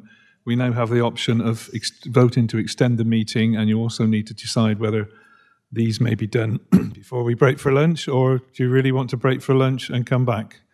I know I particularly don't, so if you've got a strong constitution and you're prepared to see it through, we'll carry on. But can I have a show of hands, please, of those that are in favour of continuing? Thank you, and I take it you're also happy not to break for lunch, depending on how long this goes. Thank you very much. Could you note that, please, Josh? Thank you. And I think, Councillor Christopher, there was something, you were talking about something, and I'd forgotten what it was, and Rob was going to come back. Can you remember, Rob?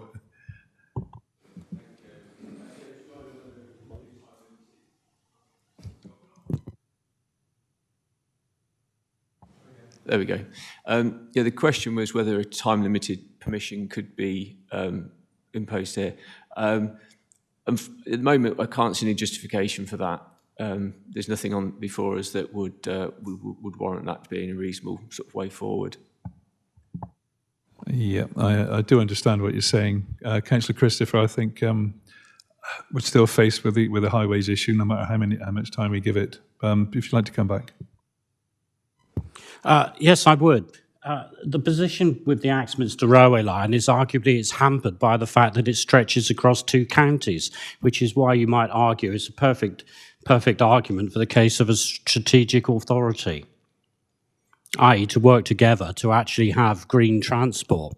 And that is why I registered my concern about development in this particular area. Okay, thank you. Any other members wish to comment on this? Councillor Northam. To me, I still haven't had an answer about the number of accidents. And this is being refused on grounds of road safety. I understand there are rules, but there's no history, I'm told, of accidents. And I'm also aware of the 20 miles an hour. So is it possible that we could defer our decision for 6 months or a year? I think deferring doesn't necessarily put a time limit on it, Councillor Northern, but I just want to go back to Paul again, please. I think we're really missing the point here, and I'm concerned where we're heading with it. Thank you, Chair. Just on the collision history, we look at the collision history on applications. When it's a situation where the visibility is available, we then look at collision history to see, even though the visibility is available, is it still safe? So that's when the collision history comes into effect. If the visibility is too poor in the first place, it makes that irrelevant. Thank you. Thank you for the explanation. Again, the option is, if members wish to go down that road, to defer. I'm not putting that forward. It's just letting you know it is an option. Personally, I'm quite happy with the evidence that's been given to me from the officers and the highways engineer, but it will be a committee decision. Councillor Monks, I think, and then Councillor Northern. Thank you, Chair. I'm going to make the argument that we do defer for a short period of time, whatever that might be. And the reason for that is I agree with you, based on the evidence that we have today, and I fully understand the evidence from highways, that if we were to judge this today, then I think the committee would have little choice but to follow the officer recommendation. But we also do know that there is a process in place that in a couple of weeks' time might make a material difference, and quite rightly the officer can't comment on that difference. So I think in the interest of fairness, I would propose a deferral of this application so the advice can be revamped.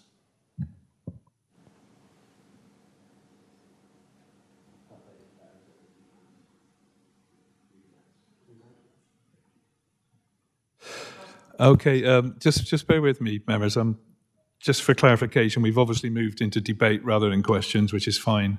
I'm going to check with the officers first about deferment, just before we can go too far on this.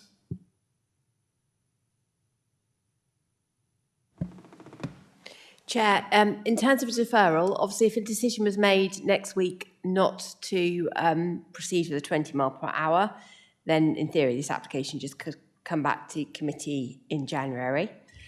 Paul will correct me if I'm wrong, but I believe that even if a decision was made next week to implement a 20 mile per hour, we'd actually have to wait for the 20 mile per hour speed limit to be implemented in place before it could be considered against the visibility displays could be considered against a 20 mile per hour distance.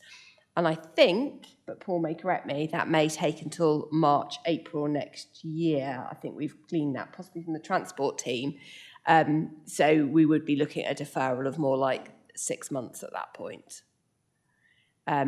Otherwise, I mean, I would just urge members really to consider the application in front of them, as they have it today, because it's the application in front of you that you are considering at this moment in time.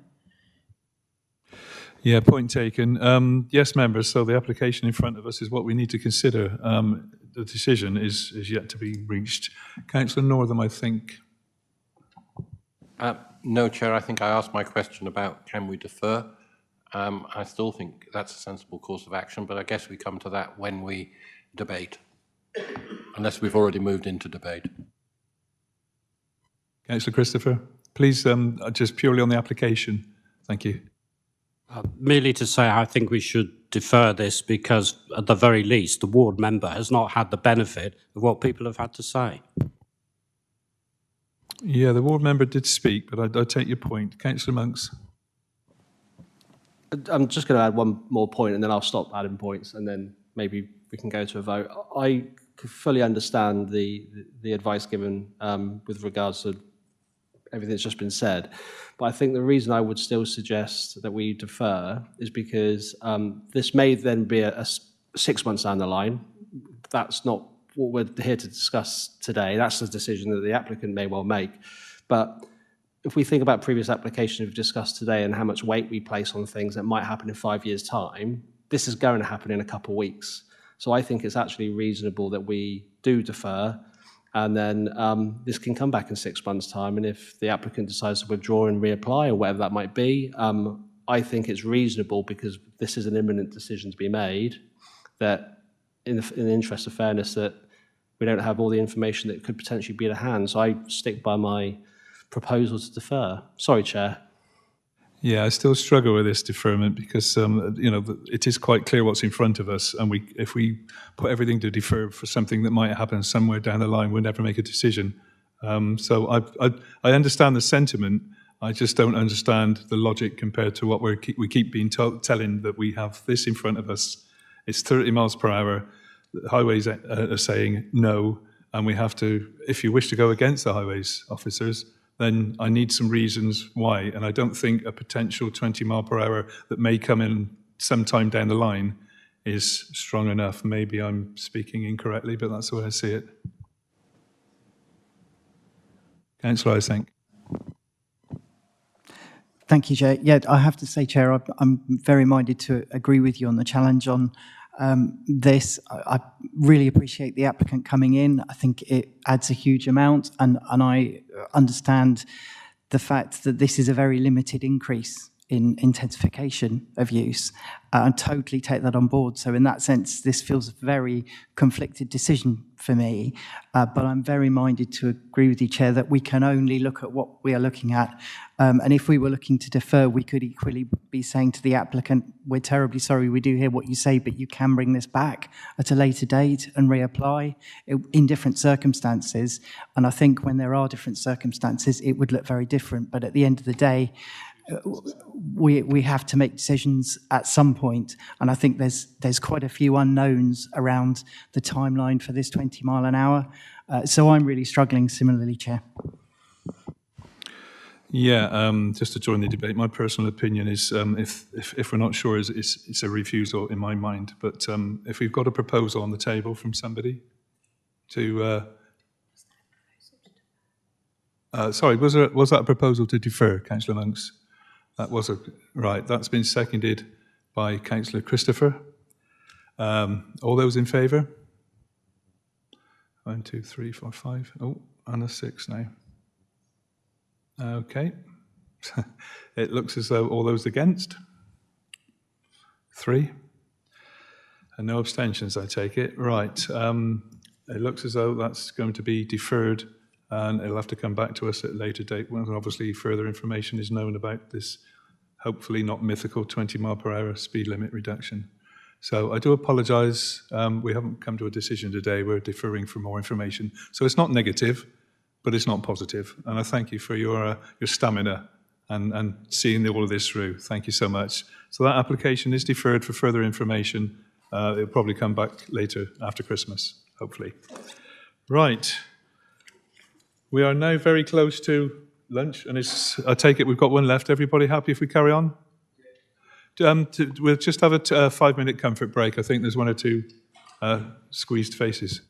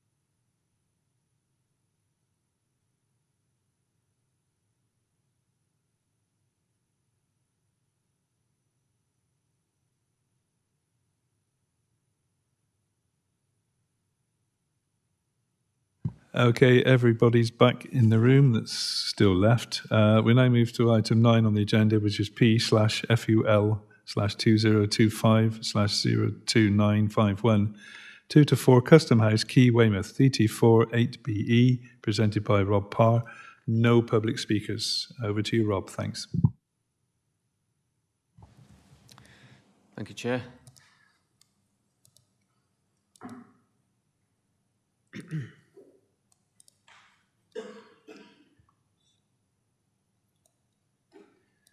Yes, we've got an application here again.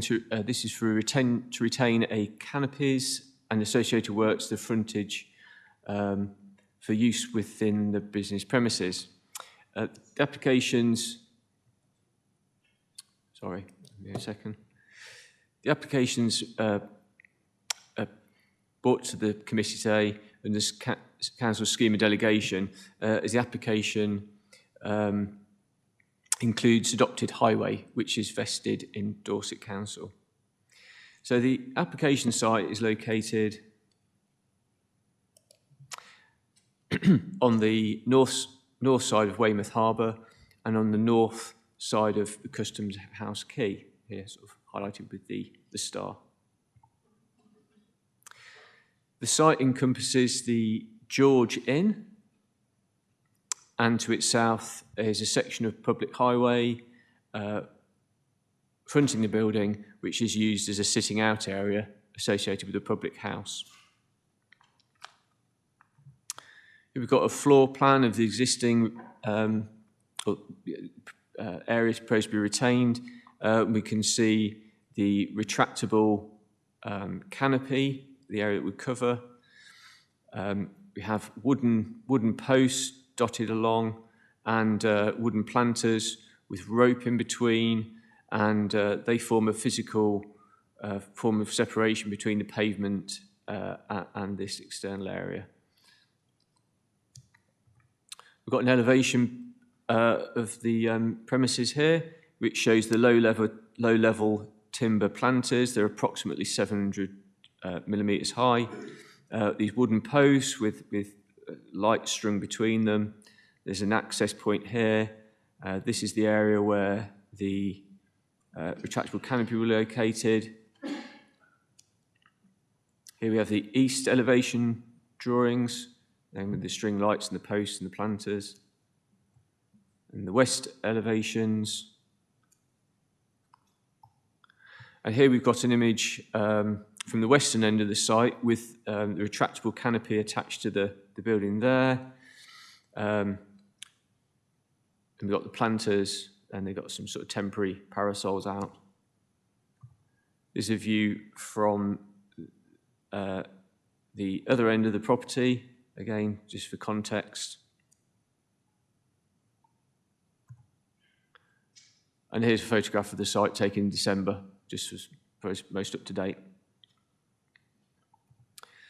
So the site is within the defined development boundary and it's considered to contribute to the mix of retail and other town centre uses in Weymouth Town Centre.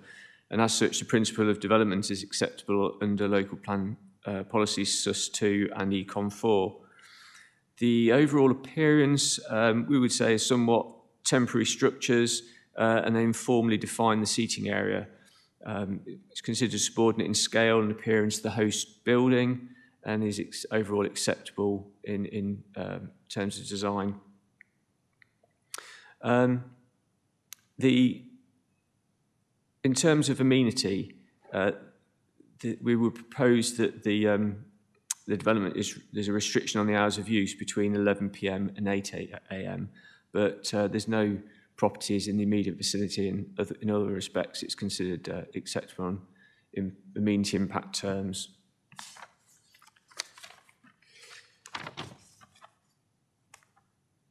As far as heritage impacts, the site is within the setting of listed buildings. It's in the town centre conservation area, and there are non-designated heritage assets in the area as well.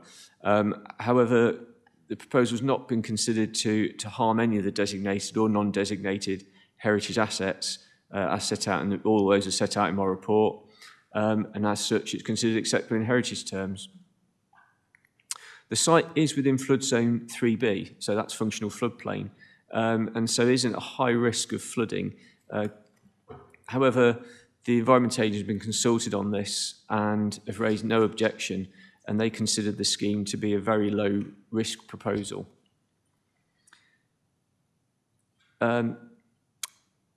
The application would make a small contribution to the local economy through the continued employment of staff and the continued spending of its patrons. The scheme would retain the pedestrian route approximately 2 metres wide on the pavement, so pedestrians would still be able to pass freely and safely between the proposed sitting out area and the highway, the actual, the vehicular highway. The Highway Authority has considered the application and there's no objection, and has pointed out that the applicant would still need to apply to them separately for a licence. The site is located on hard standing, and so there's no wildlife or habitat impacts from that perspective. And overall, it's considered acceptable, and therefore is recommended for approval subject to conditions relating to plans, a flood warning and response plan, opening hours restrictions, and restrictions on the use of the canopy, just to ensure that the local character area is maintained. Thank you. That's it. Thank you very much, Robert. At least we finished with a relatively easier one, I hope. Members, any questions for the planning officer from anybody who doesn't want to leave? That will be Councillor Monks then, please.